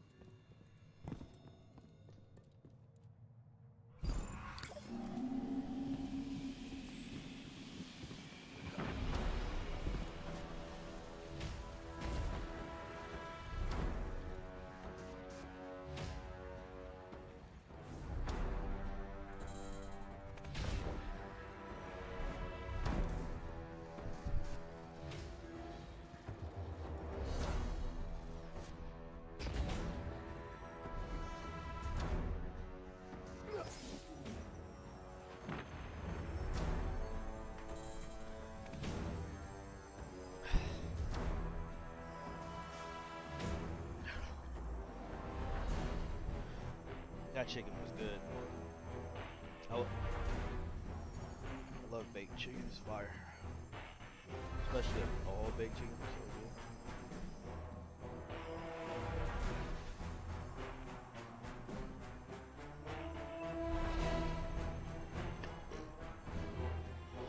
So good.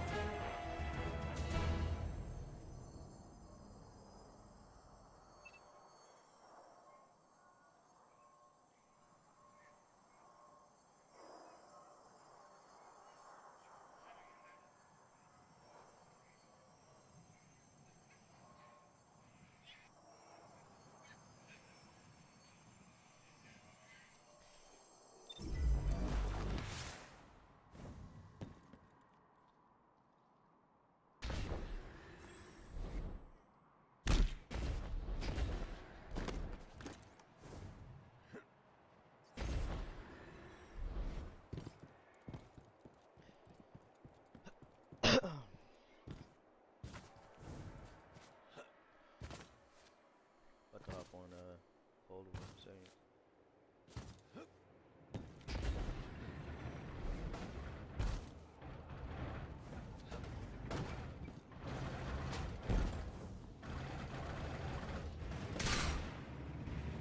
I think they want their drill back. How did he get that? What the heck?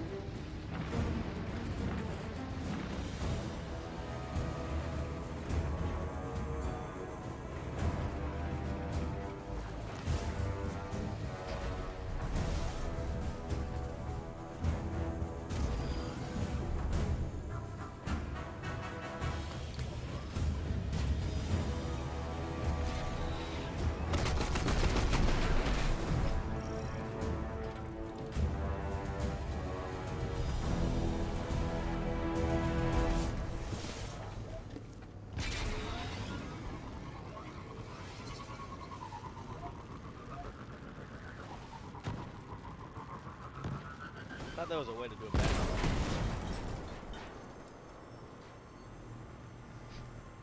Oh, this shit.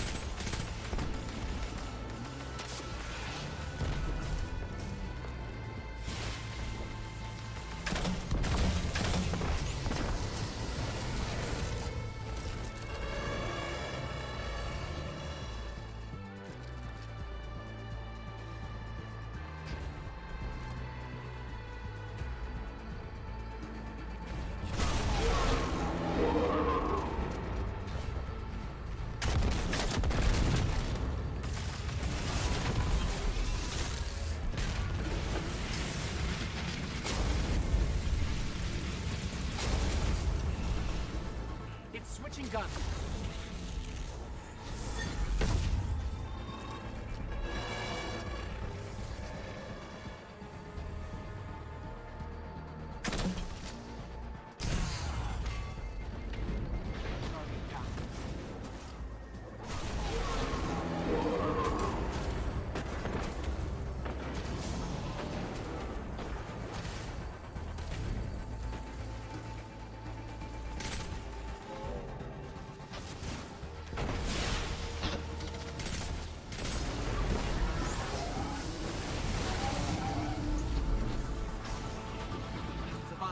Modular mine neutralized.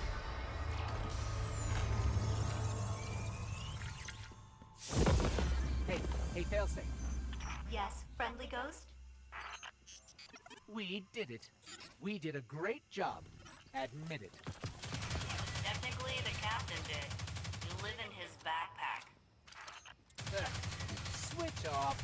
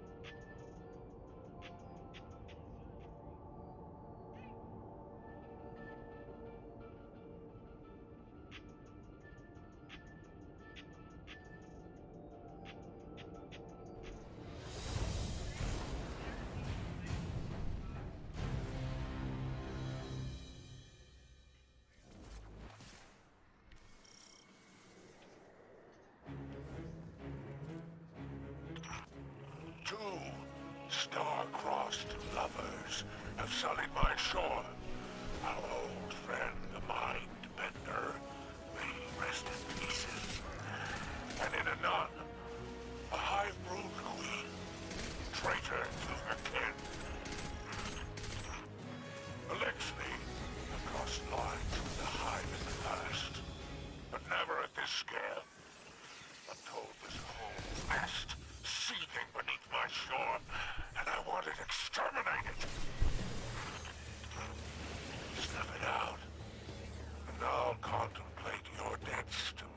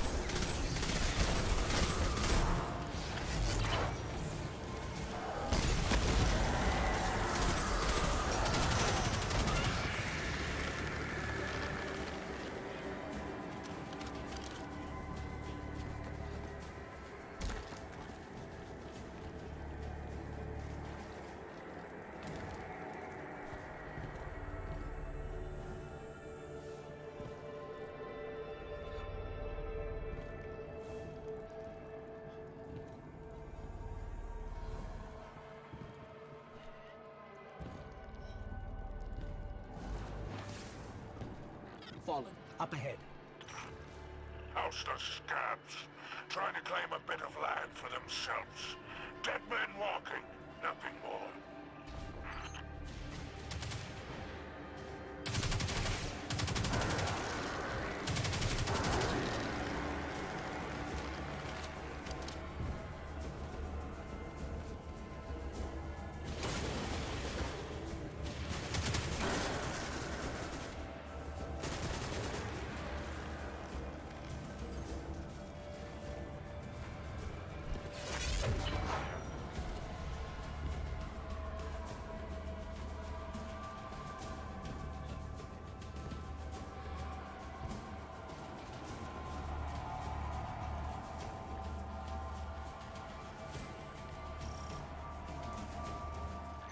detecting elevated levels of ether in that night.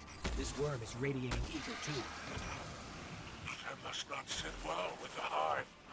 Perhaps the Mindbender thought he could breed out the intolerance.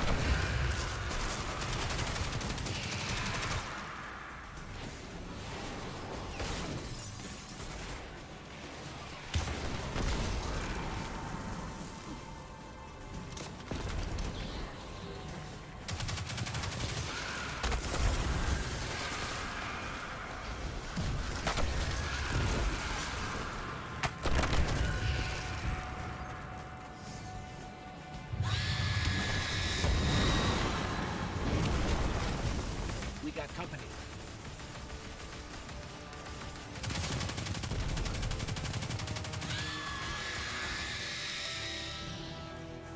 If we kill the Brood Queen, that's the end of this nest. And if they haven't dug too deep, the end of the hive on the Tangled Shore.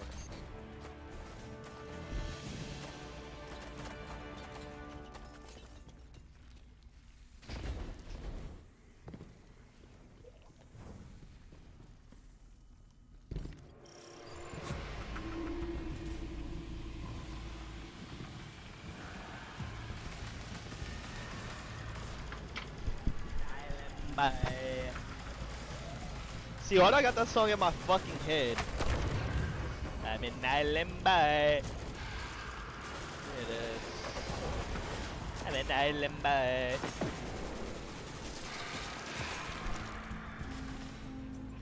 I'm in Island Bye. Island Bye. I'm in Island Bye.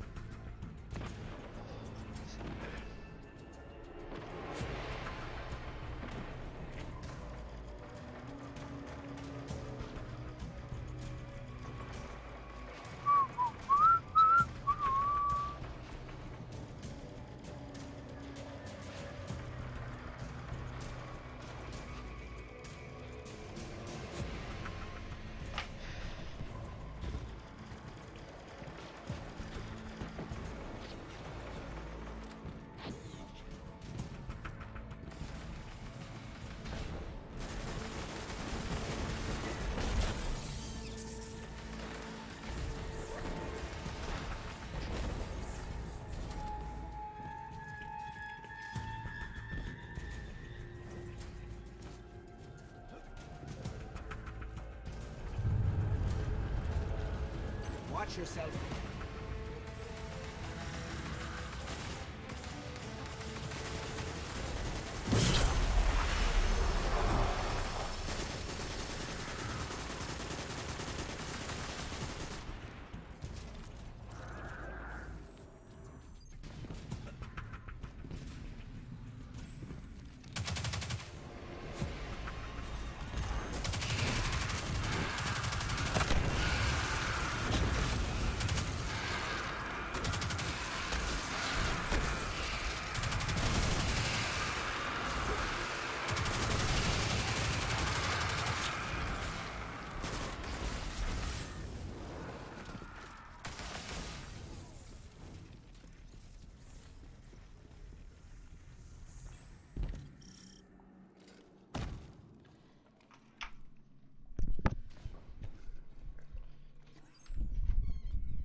See, that's what I'm saying. Like, sometimes they make you play old ones, sometimes they make you play new ones. I never played this one yet.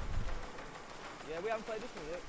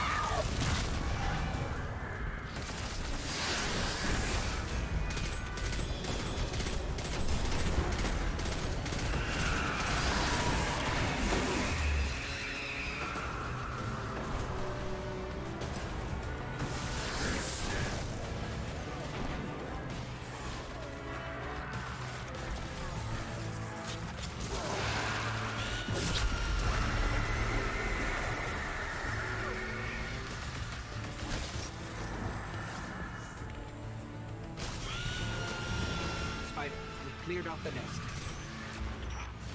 Oh, so quickly. Well, if it was that easy, I don't think this counts towards your debts. I want a fair trade.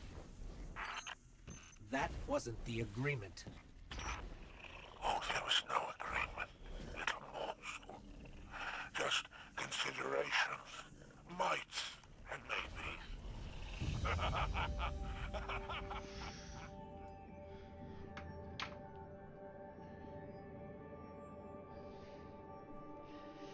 I'm an island boy.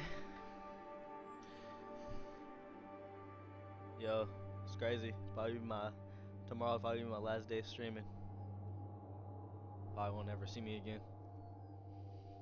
That's tough.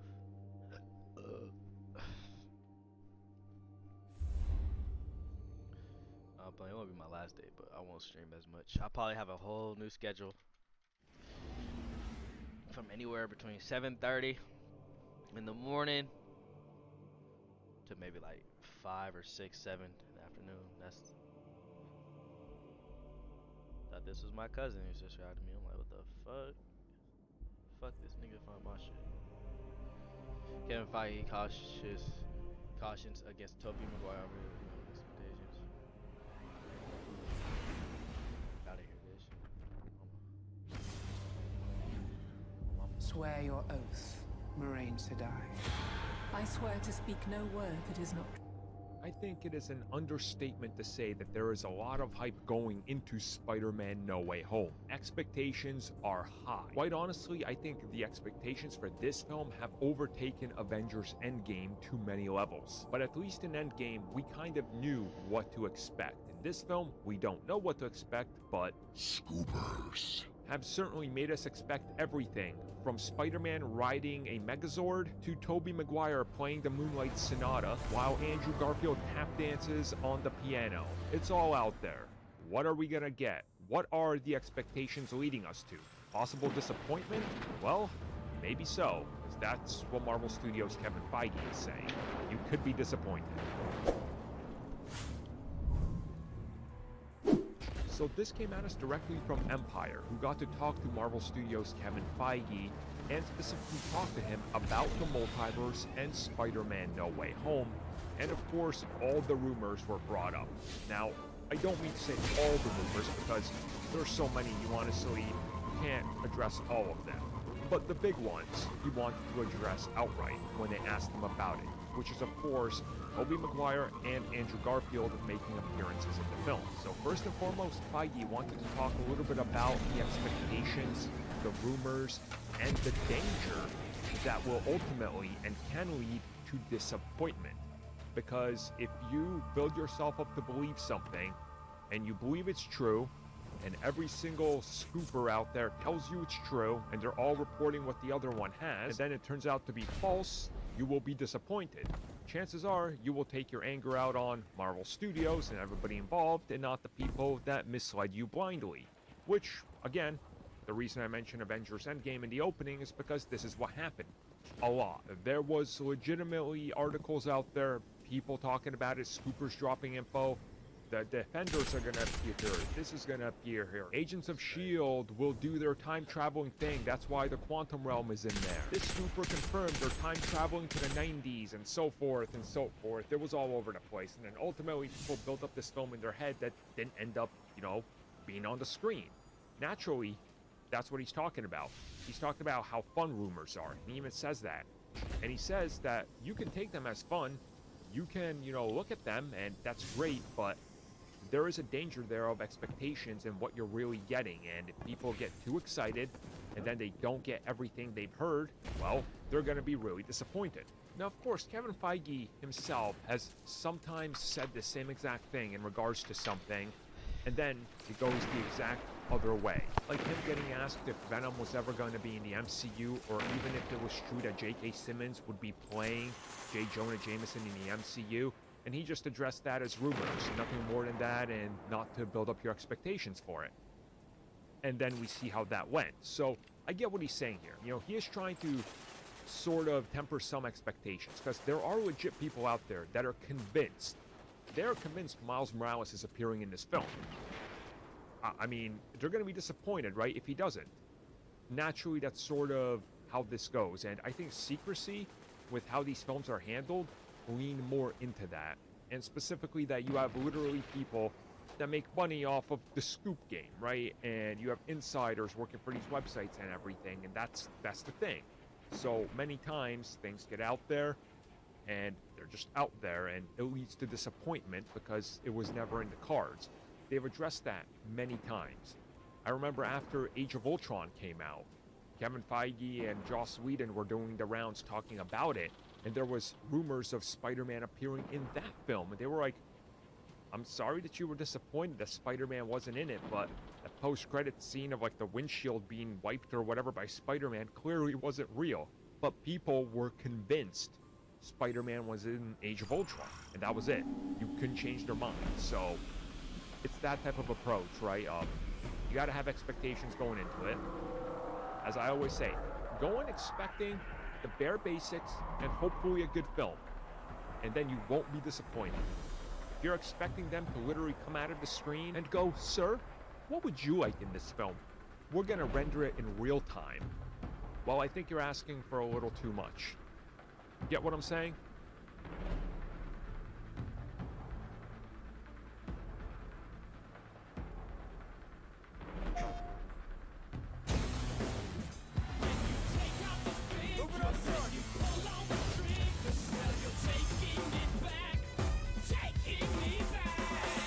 Preload now.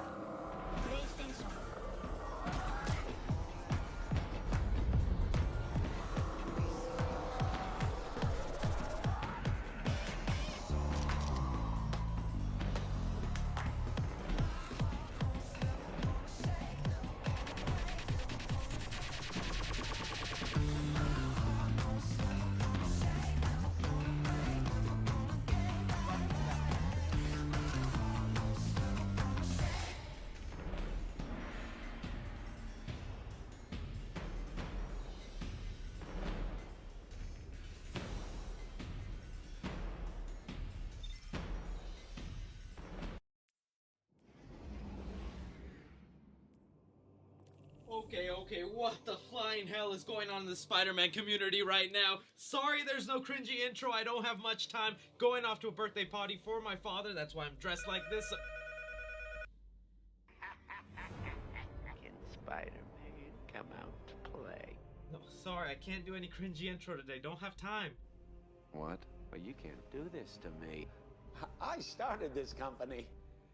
You know how much I sacrificed? Okay, what if I told you we actually have photos of your new costume, Mr. Green Goblin? Oh. Yeah, right. Hello, Spider-Man fans. Thanks so much for clicking on this video. My name is Chris. The Spider-Man No Way Home news just got absolutely insane, and I don't know what is happening this Halloween weekend, but we just got so much stuff that was leaked and revealed for Spider-Man No Way Home. I'm gonna be showing you some stuff, and other stuff I'm gonna have to describe it to you, because Kevin Feige and them Sony snipers will definitely delete my channel after everything that's been leaked. But I'm gonna summarize all that up here for you, tell you what's legit, what's not, because there's so much out there. But I'm gonna need you Spider-Man fans to give me your opinions down below. We do have a look of the Green Goblin costume, and I want to know what you guys think about it. Do you like this design for Green Goblin? As well as, why do you think we have the endless amount of leaks on this movie? Like, the leaks are doing more marketing than the actual Sony marketing. As well as, please, if you're here, smash that like button, because I wouldn't be surprised if this video disappears in a couple of hours. So let me know that you made it here before it was deleted. Alright, so just to summarize what's been happening the past couple of days, it's been insane. First, it started off with a bunch of leaked footage from an alternate version of the first Spider-Man No Way Home trailer. So yes, there was a good chunk of like 30 seconds that leaked, all unfinished pre-VFX work that was an original cut of the first Spider-Man No Way Home trailer. So it's not leaked footage from anything that we'll see in the second trailer, although I wouldn't be surprised if certain scenes end up making the cut for the second trailer. And again, it was taken by some potato phone with really bad quality off to the side, very much like how the first time the Spider-Man No Way Home trailer leaked online. This is some of the stuff I'm just not going to be able to reveal to you guys because the employee's name is on the actual footage, and I don't want to be responsible for someone getting sued or fired out there. But just to tell you guys, the only things that they revealed is, yup, it looks like the reports we were hearing of how Tom Holland's Spider-Man will get the black and gold suit were true, that it is him stopping a mugger, Tom Holland's real-life brother, Harry Holland, and then a New York citizen comes up and basically throws green paint on Spider-Man because there's someone who believes Mysterio did die wrongfully at the hands of Spider-Man, and the green paint is supposed to symbolize him as a murderer. We now know that is 100% real and is what is going to happen in the movie because it was in the leaked footage. Other stuff was just Spider-Man swinging in a bolt of electricity around him, a sort of look at Sandman in his sand monster form, kind of similar to Spider-Man 3, and Doctor Strange making a portal and then walking onto a moving bus. So that was kind of crazy and wild, and we're like, okay, we'll see the trailer soon enough when that comes. And then today, the floodgates of Spider-Man just unloaded on the internet. As I'm speaking right now, I'm still refreshing the internet and more stuff is coming. Now, some of the next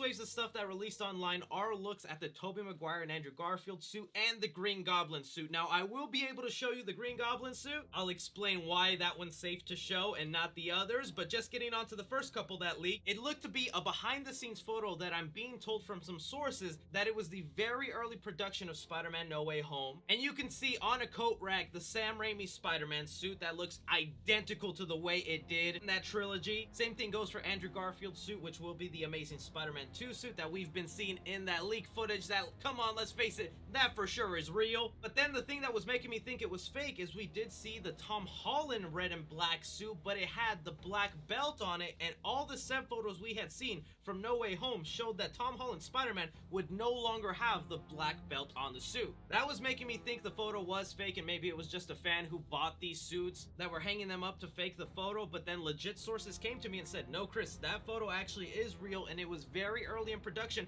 before they started filming, and it's the part of the process where they're taking promo photos so they can send that out to toy companies and whatnot so they know what the suit should look like. And then I guess somewhere along the lines when they actually started making Spider-Man No Way Home, they decided to get rid of those black lines, very similar to how toys that came out today have the black and gold suit with red tips, but now we know they got rid of that for the movie, and the black and gold suit will not have red tips at all on the hands. There was also a stunt double who was wearing the Sam Raimi suit that looks a lot more vibrant and colorful than the Sam Raimi Spider-Man suit. Like the blue and red just look a little more bright and darker than it did in the Sam Raimi movies, but I still think it's identical, and that just could be with the lighting in the room. Again, I'm not showing those specific photos because I'm being told they are legit. As always, you guys can find them either online because they're everywhere right now like fire, or in my Facebook group that I'll have linked down below. But now getting on to the Green Goblin suit that, oh my god, I can't believe we actually have our first look of what Willem Dafoe's Green Goblin suit is gonna look like,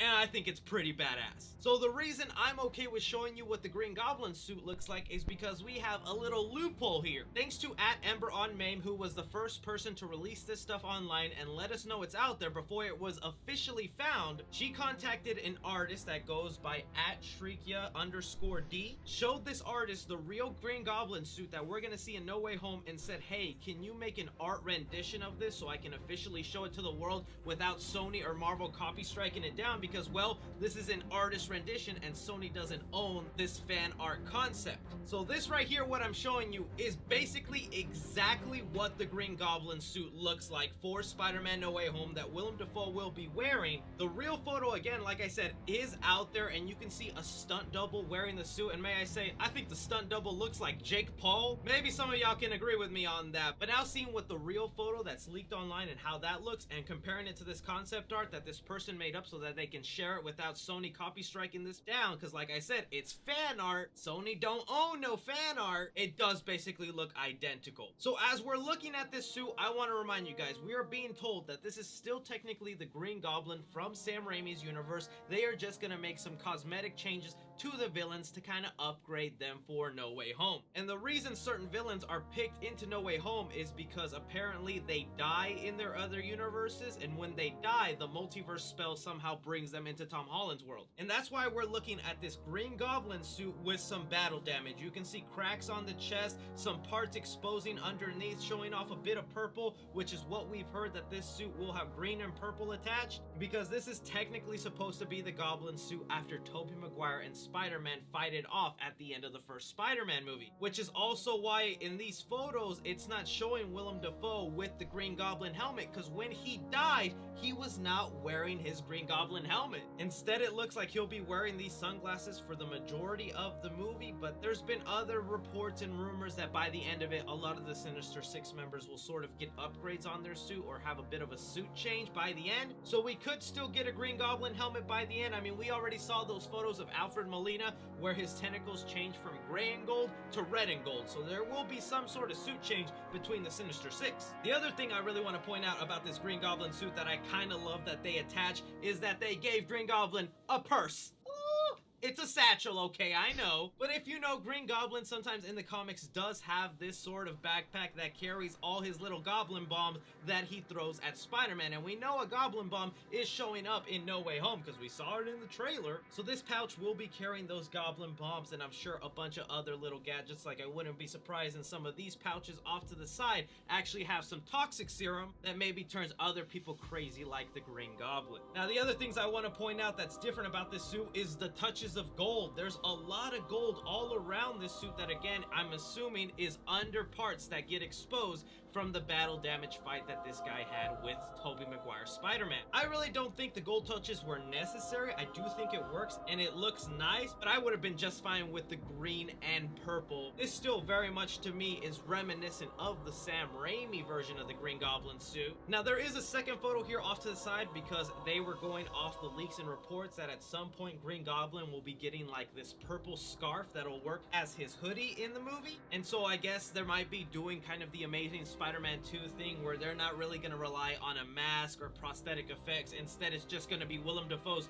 creepy ass smile with those goggles with the hood on, kind of giving the effect of Green Goblin, which, hey, no offense to Willem Dafoe, I think he has the perfect smile and face for Green Goblin. It is very different, but you also got to remember, this is going to be the temporary suit, okay? Whether Green Goblin makes it out alive or not by the end of Spider-Man No Way Home, they're going to change this suit up for the final battle, and I think all the Sinister Six will be nice and tweaked up and comic accurate to the way we picture them being against the Spider People. To me, it's just, again, insane that this stuff has leaked online and that it's spread everywhere like wildfire. Like, Sony, who is behind your security team? Are you doing this on purpose so that people get hyped for this movie? I wouldn't be surprised. Now, I do want to say this Tuesday, we are set to get the second trailer for Morbius that'll be coming out. So don't expect next week for there to be a Spider-Man No Way Home trailer. I think they're probably going to wait maybe the week after to do that. Some are saying close to Ghostbusters since that's a Sony movie. But I'm telling you, it's not going to show off Andrew Garfield and Tobey Maguire, even though it's hella obvious they are in the movie.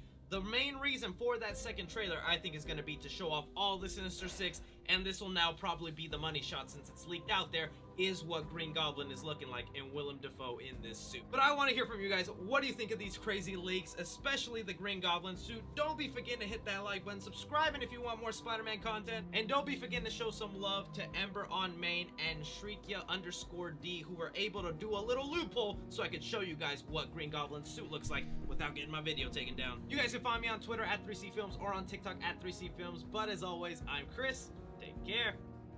Meet Simply Almond. All natural, all simple ingredients, all the way to the top. Whoa, careful with all that deliciousness. Simply Almond. Honestly simple.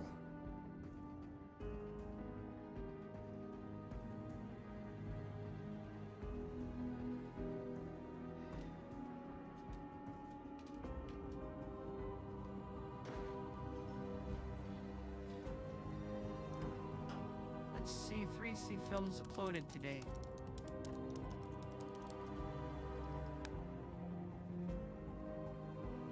Oh boy, yeah.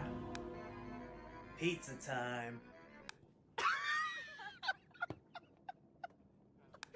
Hello, Spider-Man fans. We got an update for y'all today. Are you excited? Yeah. Good, because we have new photos of Spider-Man. A new photo of Dr. Octopus. The photo even has a Tony Stark connection. Oh, please. Please don't say that. Because it looks like Doc Ock is going to be using Stark technology.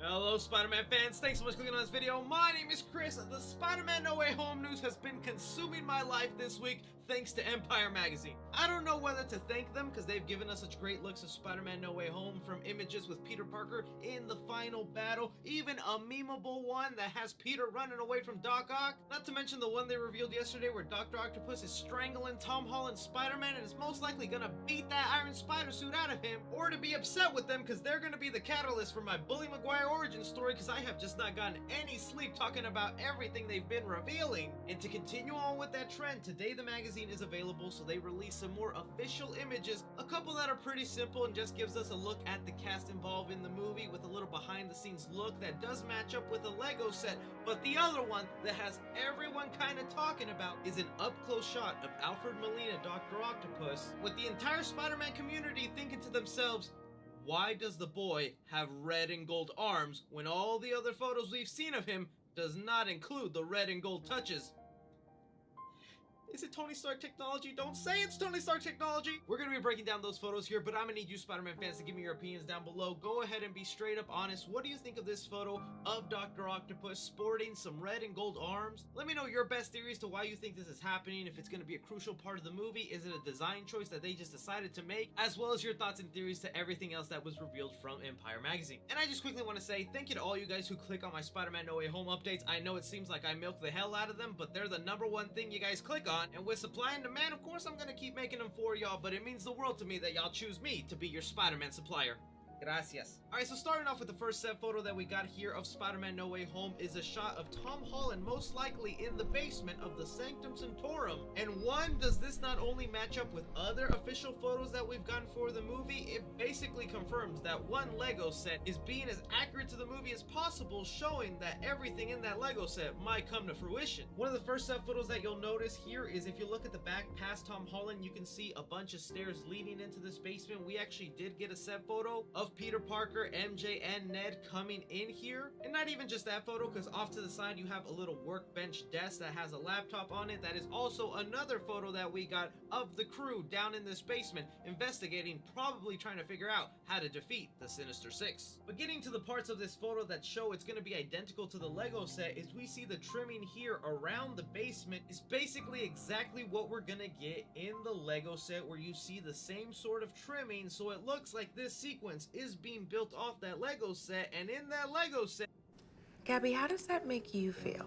Oh, I feel moisturized. That's what it does. We have a mechanical scorpion that comes in to fight Tom Holland and his friends. I think it would be very strange if everything about this Lego set was as accurate as possible, with the trimming, the setup, the characters in here, even the workbench and computer, and then with all that accuracy, Lego's like, let's throw in a mechanical scorpion to spice things up. We have been hearing from a lot of the reporters and scoopers involved with Spider-Man No Way Home that there's only going to be 5 villains of the Sinister Six that are going to be marketed to the public, and there's going to be a 6th member that's a surprise. And if my theory is correct about this set photo showing that that Lego set is going to be faithful to the movie, it looks like it is going to be Scorpion, and we're not going to get the Fergalicious 5. Still, I'm going to hold out hope that the 6th member of the Sinister Six is maybe a bigger baddie, and maybe Scorpion is just like a beginning bad guy to open up the movie and then be locked away. We'll have to wait and see on that. But now getting on to the photo that everyone is wanting to talk about here is this up close shot that we got of Alfred Molina's Dr. Octopus, and there's a couple of things in this photo we gotta talk about. For one, I like your cut, G. I gotta admit, right off the bat, I was not loving the hairstyle choice they gave Alfred Molina in this movie, as it just looked a little odd and gave him this old man / baby face. But then it did hit me that, oh wait, this is actually pretty comic accurate, and Dr. Octopus do be rocking a bowl cut. Along with that, we could also tell that this is still during the same sequence where Spider-Man is gonna be fighting Dr. Octopus on this bridge. It feels like we're just getting this entire sequence photo by photo. Pretty soon we'll be able to piece them together and just get the entire scene played out. Started off in the trailer with "Hello, Peter." Then we were given that photo of Spider-Man running away from Dr. Octopus. Then in the trailer we see he eventually will turn around to face him. Another photo that it looks like it's not gonna go according to plan, and Spider-Man is most likely gonna get his butt whooped. To now later on in the fight, they are now under the bridge, and you can see that Spider-Man has even saved a couple of cars that have been thrown off this bridge with a spider web, very reminiscent to the way Andrew Garfield saved a couple of cars that the Lizard was throwing over a bridge in his Solo movie. So it looks like this bridge sequence is gonna go on for a while and might be a big action set piece in Spider-Man No Way Home, and we know a lot has to be going down, because if you look at some of those original photos of Dr. Octopus going after Spider-Man, his tentacles are very obviously gray and gold like the way they looked in Spider-Man 2 from the Sam Raimi movie. But now in this HD photo, it is clear as day that there's there's a bit of red in the tentacles now, making us wonder what is going on here. Let's start diving into a couple of theories and speculation that fans have already been saying. The one that I am very scared is that they're saying this could be Tony Stark technology, and maybe the members of the Sinister Six will upgrade their tech using a lot of Stark technology to be able to fight Spider-Man, and I just don't know how I feel about that. You guys have been hearing me say I am not the biggest fan of this Iron Spider suit, and it's not even because of the technology involved. Yes, I am one of those Spider-Man fans that does not want this Spider-Man to rely so heavily on tech, just because I am a Spider-Man purist and I love it when he's minimal on the tech and more reliant on his actual powers that he's given. But on that subject of Tony Stark technology, it has been one of the things that has bothered me so much about the Tom Holland trilogy is that they feel the need to endlessly connect every villain somehow to Tony Stark. Whether it's because Tony Stark somehow created them as a villain and then Spider-Man is the person who has to take care of them. It doesn't ruin the Tom Holland movies for me. I still very much like them and enjoy them, but I gotta be honest with you guys and say it's one of the things I dislike. So to see that this could possibly be the case with red and gold matching the colors of Iron Man, and there have been rumors and plot details that Willem Dafoe's Green Goblin will be after a Tony Stark arc reactor in this movie. If he gets his hands on that arc reactor, who's to say he doesn't get his hand on other Tony Stark technology and starts handing that off to the villains? And kind of an extension to that theory, there is a way this could be Tony Stark technology and it wouldn't bother me that much, is it is going off the fact that I believe Dr. Octopus will actually defeat Spider-Man in this sequence and destroy that Iron Spider suit. It could be that during this battle, Dr. Octopus then takes off this Iron Spider suit and uses that nanotech to kind of upgrade his own tentacles. And already, I know you guys are like, Chris, that doesn't make sense. How would Dr. Octopus be able to do that? There's really nothing in his power set that he wouldn't even know how to handle nanotech. But we're all forgetting that this bridge sequence is not only going to include Dr. Octopus fighting Spider-Man. We saw in the trailer a pumpkin bomb will show up to this bridge, so that means Green Goblin will be part of this bridge sequence. He's just not being revealed in any of the photos or trailers so far, but he's got to be there because, like I said, we see his pumpkin bomb on that bridge. So if Green Goblin is able to get his hands on that arc reactor, who's to say he can't manipulate that Tony Stark nanotech and then transfer it over to Dr. Octopus whenever he gets to strangle Spider-Man in that other photo that we saw? Because that to me feels like it makes sense, and it would also put Spider-Man in a position where he has to rely on his normal suits, which I love. And even some of you guys have pointed out to me that this is also the last piece of technology that Tony Stark with Spider-Man. It's gonna break his heart to see it get destroyed and taken away from him. Still, we have no idea what's exactly going down in this sequence. For all we know, whenever Spider-Man is being strangled by Dr. Octopus, Peter Parker himself just decides to transfer the nanotech onto the tentacles, and maybe that's a way for Spider-Man to be able to control it and get the upper hand on Dr. Octopus.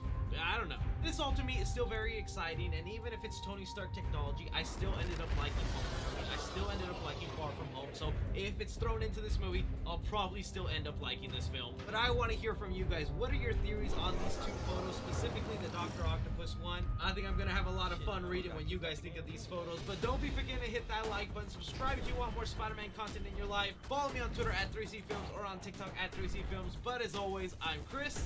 Take care. King C. Gillette is a complete line of tools and facial hair care products brought to you by Gillette. Carefully crafted for every guy that wants to look his best every day. Your beard is our trade. These are your tools. King C. Gillette. The taken fog cleared up as soon as the blight went down. If the blights can be killed, then perhaps their infection can be reversed. You lot are going to save lives today.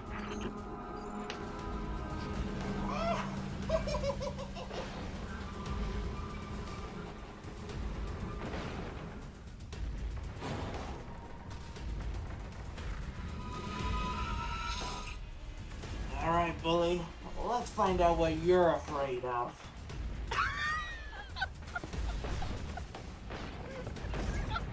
Why are you laughing like that? I'm the guy in charge here. I'm really gonna enjoy this.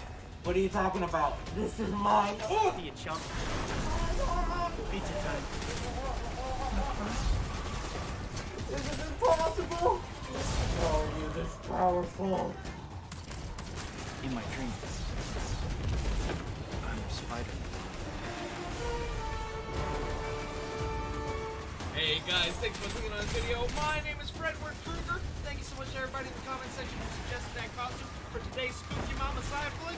And what we're going to be talking about here today concerning all the movie news, we got a nightmare of a situation on our hands because we got updates concerning the live-action Barbie movie, the villain cast for the Batgirl movie, a whole lot of Spider-Man No Way Home details coming out about where Spider-Man gets his black and gold suit, Tom Holland teasing a fourth mysterious character, only having Sinister 5 instead of the Sinister 6, that along with so much more. So many of you guys give me your opinions down below, and because heck, we're in the spirit, tell me a nightmare you've had, alright? I don't care how weird it gets. I once had a dream that a leprechaun bit me in the nair area. It felt so real. Let's get on to the movie news. Alright, so the first thing we're going to slash our way into here today, guys, is the upcoming live-action Barbie movie. Now, some of y'all might have heard me talk about this before. There is a live-action Barbie movie in the works with Margot Robbie set to play Barbie. I think that's pretty good casting if you ask me. And, well, we just got some other great casting because they just announced who will be playing the Ken to Margot Robbie's Barbie. Now, obviously, in your mind, you got to think Hollywood hottie, and boy, did they choose one. It's being reported right now that Ryan Gosling is set to play Ken in the live-action Barbie movie next to Margot Robbie. And just like with the Margot Robbie choices Barbie, I think Ryan Gosling is perfect to play Ken. Now, I know I still get a ton of people who bag on this Barbie movie up and coming, but let me tell y'all, it's probably gonna blow us all away and probably be one of the best toy-to-movie adaptations ever. And I don't even say that because of the talent involved like Margot Robbie or Ryan Gosling. I say that because the director and writer of this movie has Greta Gerwig. This director and writer has some great hits behind her like Lady Bird, 21st Century Woman, Little Woman. All films I think are super well done, I highly respect, and are always somehow ended up being nominated for Oscars. There's a real possibility out there we'll eventually see a Barbie movie nominated for an Oscar with this talent behind it. So this movie definitely has my curiosity. I'm gonna want to check this one out, but I want to hear from you guys. Would you be checking out the live-action Barbie movie with Margot Robbie and Ryan Gosling Ken? And since we are in the Spooky Mama month, it wouldn't be a side flick unless we throw in one horror news story in there, and well, let's talk about the Final Destination reboot. Now, if you guys didn't know, there is a Final Destination reboot that had been in the works. Heck, it was even set to go into production before the pandemic hit and slowed everything down. Last couple things that we were hearing about this Final Destination reboot is that one, it would be a reboot, kind of starting fresh and reinventing the Final Destination name, where I think the last couple sequels got a little corny and dumb. Did we not forget one of the deaths, including a guy getting his organs sucked through his butthole? That's a nightmare I wish I created. Other details that we heard is that it was going to be written by a couple of people who worked on the Saw movie. The movie would also be set in the world of first responders, with us imagining some sort of situation that involved EMTs, firefighters, police officers, all being in the same location when some tragedy hits. Well, it looks like that idea just was not good enough, because now it's being set.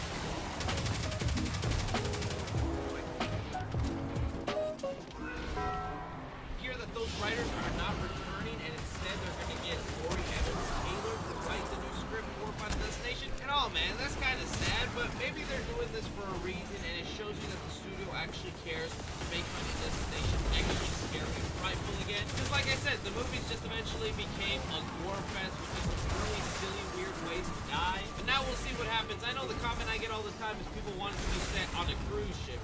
That could work. What do you guys think about Final Destination getting some new writers and then still talking about something that made me really excited the past couple of days? It was just announced yesterday who the villain will be for the upcoming live-action Batgirl movie. And it's being reported here by Deadline, who says Batgirl Brendan Fraser to play villain in new Warner Brothers and DC picks starring Leslie Grace. I love me some Brendan Fraser. I think the guy is not only a great actor, I remember growing up with a lot of his movies, and then you hear about his tragic backstory that happened to him in Hollywood where some executives harassed him. It really makes you mad and upset, but I'm happy that this guy is making a comeback, and right here in the details, it's being said that Brendan Fraser will be playing the character of Firefly.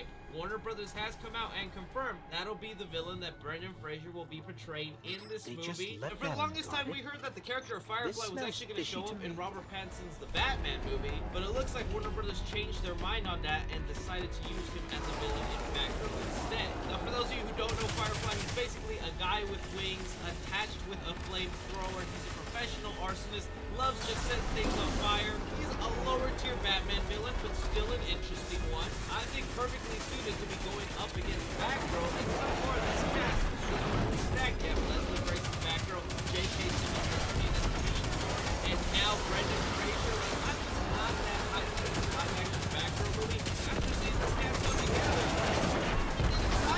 let me know what you guys think about Brendan Fraser being cast.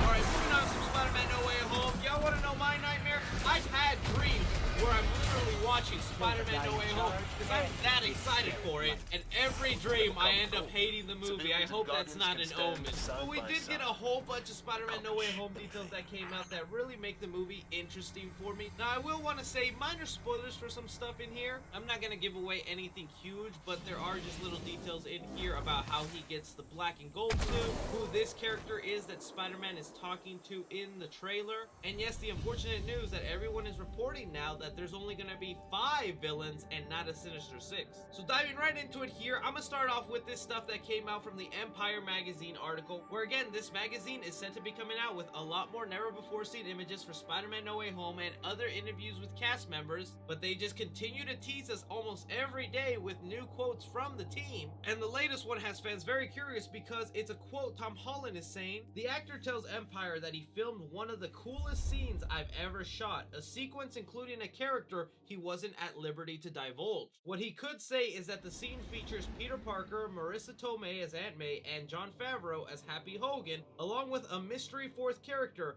It's 4 people sitting at a table having a conversation about what it's like to be a superhero, and it was amazing. That is gonna get everyone in the Spider-Man community speculating and wondering, who is that 4th member that Tom Holland is talking about? I think there's really only 2 options. One is Matt Murdock, Daredevil, in there. It could be in the middle of Peter's court case when he's trying to be proven innocent for the death of Mysterio. And so Matt Murdock, Daredevil, is at home with Peter trying to work on his case, and then they talk about what it means to be a hero, how to prove that in court. I feel like that's a scene that could really work out and be awesome. Or of course, the one I think most people want it to be, Tobey Maguire. That would be really badass if at one point you get Tobey Maguire and Tom Holland sitting down at a table talking about what it means to be a hero, giving some advice to Tom and helping him along his journey. But for all we know, it could be a whole nother character that we don't even know about that might have just a minor role. Especially when in this same Empire magazine article, he still is denying Tobey and Andrew Garfield are not in the movie. The next detail we have about Spider-Man No Way Home is it looks like we finally know who the character of Paula Newsome is played in Spider-Man No Way Home, and that's the woman that Peter is talking to in the Spider-Man No Way Home trailer on the bridge where Dr. Octopus appears. Now, everybody had many theories to this. Some people thinking it could be Miles Morales' mom, others believing it could be the mom of MJ. But according from this article from One Take News that has become a reliable source, and other sources have backed up this article, is that they say here that Paula Newman will be playing an MIT administrator in the film. Peter, MJ, and Ned apply to MIT were denied admission because of all the negative attention from Mysterio revealing Peter's identity in Spider-Man Far From Home. After the spell Doctor Strange attempted to make everyone forget about Peter's secret identity failed, Peter decided to try and find Newsome's character and change the mind of her and other MIT staff. Now that is an interesting little tidbit for Spider-Man No Way Home, that at some point Peter is just trying to help his friends get into college, because I feel like they obviously meet the academic requirements to get into MIT, but the fact that they're associated to Spider-Man makes it so that they are denied access. It sucks, but it's also nice to see Spider-Man dealing with some consequences because of his secret identity and who he is as Spider-Man. I think that's what's really been missing out of Tom Holland's Spider-Man for me, is just his lack of consequences and him not really struggling on that much. So if this turns out to be true, I like this detail about Spider-Man No Way Home. Another detail we have here before we get to the Sinister 5 comes to us from my arch YouTube rival, the Cosmic Wonder.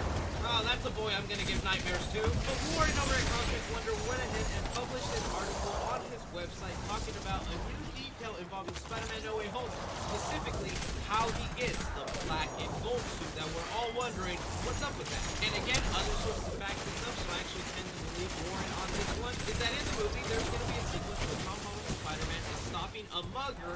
Fairlife is ultra filtered for 50% more protein and 50% less sugar.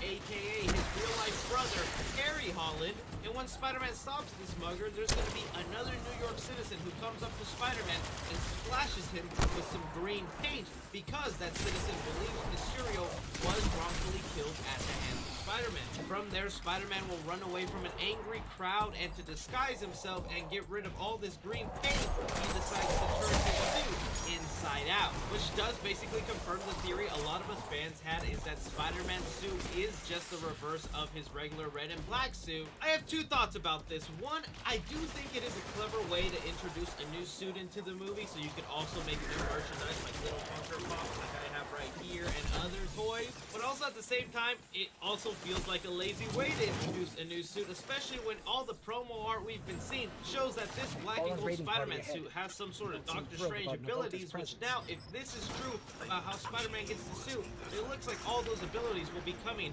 from these magical web shooters that Doctor Strange gives them. But really, look, at the end of the day, I only care if Spider-Man is wearing his red and black suit in the final battle, standing with Tobey Maguire and Andrew Garfield. That's what I care the most about. How are you guys feeling about this is how Tom Holland gets the black and gold suit? And let's talk about now the little bombshell that dropped concerning Spider-Man No Way Home, where instead of us getting the Sinister Six that we've all been hearing, we're getting the Fergalicious 5. Look, Sinister 5 don't have the same ring to it. We need a new word for the Fergalicious 5. Fanatical 5? The Fendi 5? Frenemies 5? Faux show gonna whoop yo butt 5? Yeah, I could go on. But out of nowhere yesterday, basically all the big scoopers who have been telling us information about Spider-Man No Way Home for the past couple of months that have been proven right are all now coming out and saying that the sixth member of the Sinister Six will for sure not be Rhino, played by Paul Giamatti, like we had originally thought. We thought there would be 3 members from Sam Raimi's universe and 3 members from Andrew Garfield's universe. Now, I actually never believed that Rhino would be part of the movie, just because, one, we never saw any hints to that, any leaked promotional art to that. But I do think maybe they did plan to have Rhino as one of the villains, and for some reason they couldn't get Paul Giamatti to come back as Rhino, so they were like, I guess we're just the Sinister 5 now. But me as a Spider-Man fan does not want to believe it right there. I know the confirmed list right now that we have of these Fergalicious 5 villains are Green Goblin, Sandman, Electro, Dr. Octopus, and the Lizard. Marvel and Sony, you're literally so close to it. Why would you not include one more villain in here? Which is why I'm going to say I do believe that the trailers and marketing will show off these 5 villains that I mentioned and kind of pose them up, and the 6th member will probably be a sequel that we should watch in the movie. I think they can't mess up the Sinister Six. They have to have a 6th villain, but the question is, who is going to be that 6th villain? We've all had our theories if it's going to be Ned turning into Hobgoblin. Will it actually be Scorpion, because he's been teased all throughout the Spider-Man trilogy with Tom Holland? Is it actually Mysterio back to life, or a hologram version of him? Or, and I'm going to put my hand down when I'm done with the spoilers for Venom Let There Be Carnage. Feels like a trap. Okay, could it be Venom himself? Because we saw in the post-credits scene that Venom eventually will meet Spider-Man. I don't think so. I feel like they're still gonna save that for its own solo movie, and it'd be weird to have Venom part of the Sinister Six. If I had to pick anybody, I am gonna go with Scorpion. I feel like that makes the most sense, but also feels like the most anticlimactic, because it's like, oh, Scorpion, the guy you've teased for a couple of movies now. He finishes out the Sinister Six. What a big surprise! That's the only thing holding me back on that, but I need to know from you guys, what do you think about Sony and Marvel possibly just doing 5 villains instead of the Sinister Six? But that is all the movie news we currently have going on right now, guys. I want to thank you so much for taking time out of your day to watch this video and see me be a little silly with my Freddy Krueger outfit. Don't forget to like and subscribe. Follow me on Twitter at 3C Film Review or on TikTok at 3C Films. But as always, I'm Chris. Take care. Did you get it? I get it! I get your job! I got the job!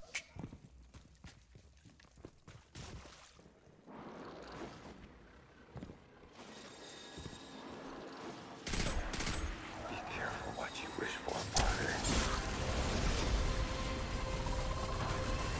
Peter Parker. And the we're just friends. How would you describe that intro? Brilliant but lazy.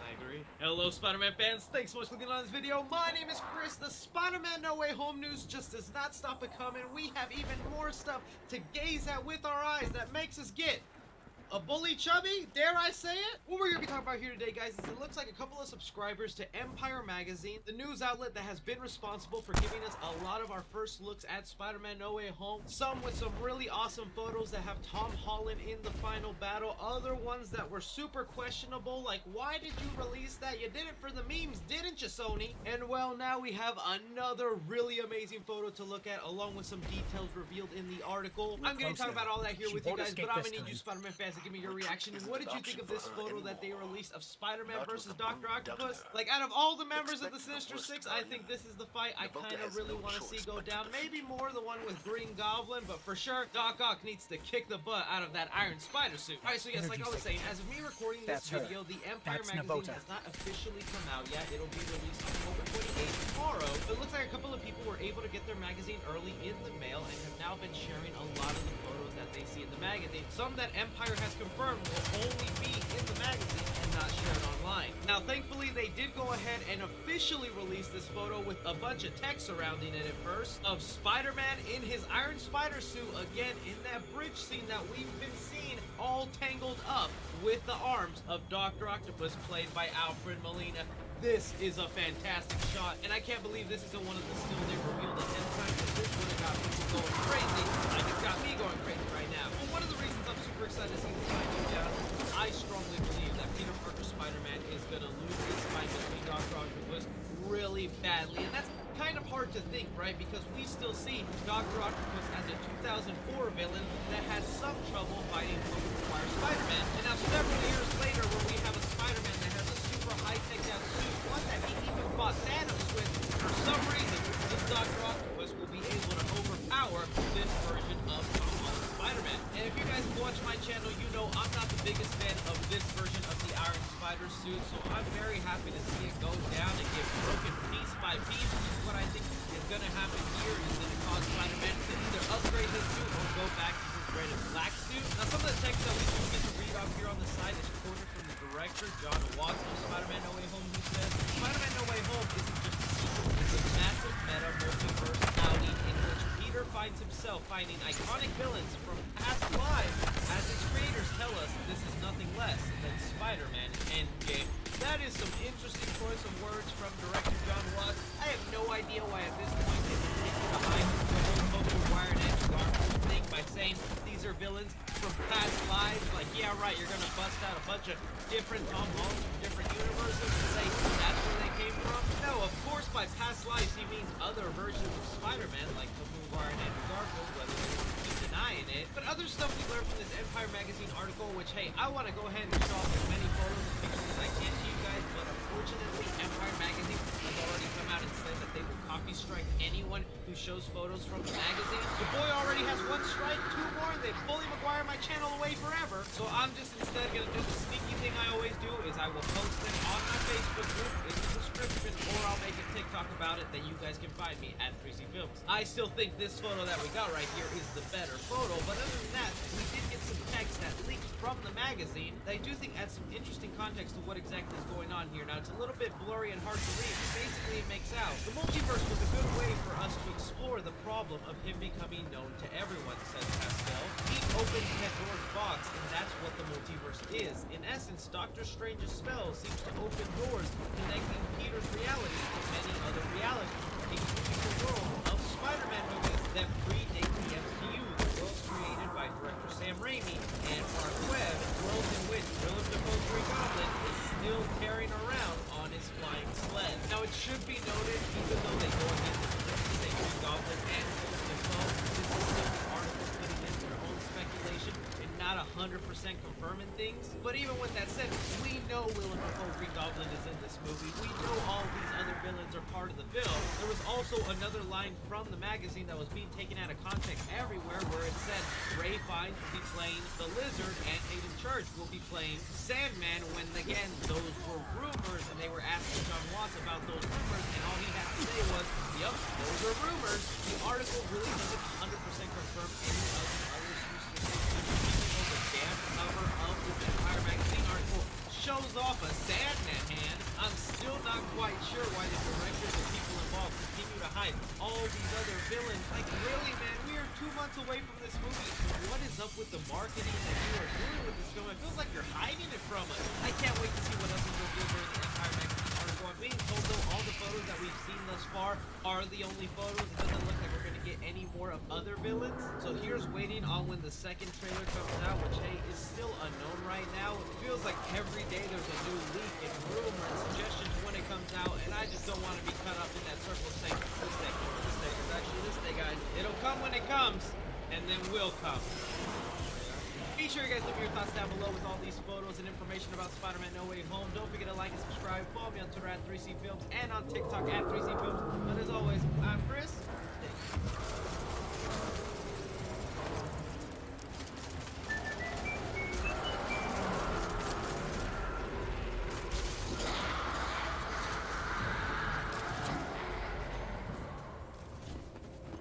So, I'm a man of my word.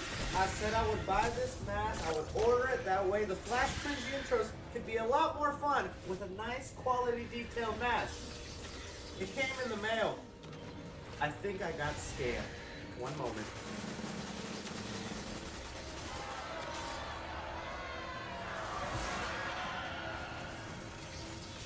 It's not so bad. I was just really hoping it'd be that red.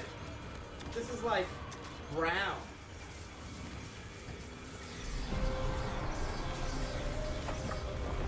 Hey guys, thanks so much for clicking on this video. My name is Chris. Let's make your day a whole lot better by diving into some movie news for upcoming films that'll get you real excited. Some of the things that we're going to be discussing here today is we have an update on the Super Mario movie currently in the works with Illumination Studios. A brand new character we were not expecting to show up in the film has just leaked. We're also going to be talking about some Godzilla vs. Kong. Been a while since we talked about my good old white knight.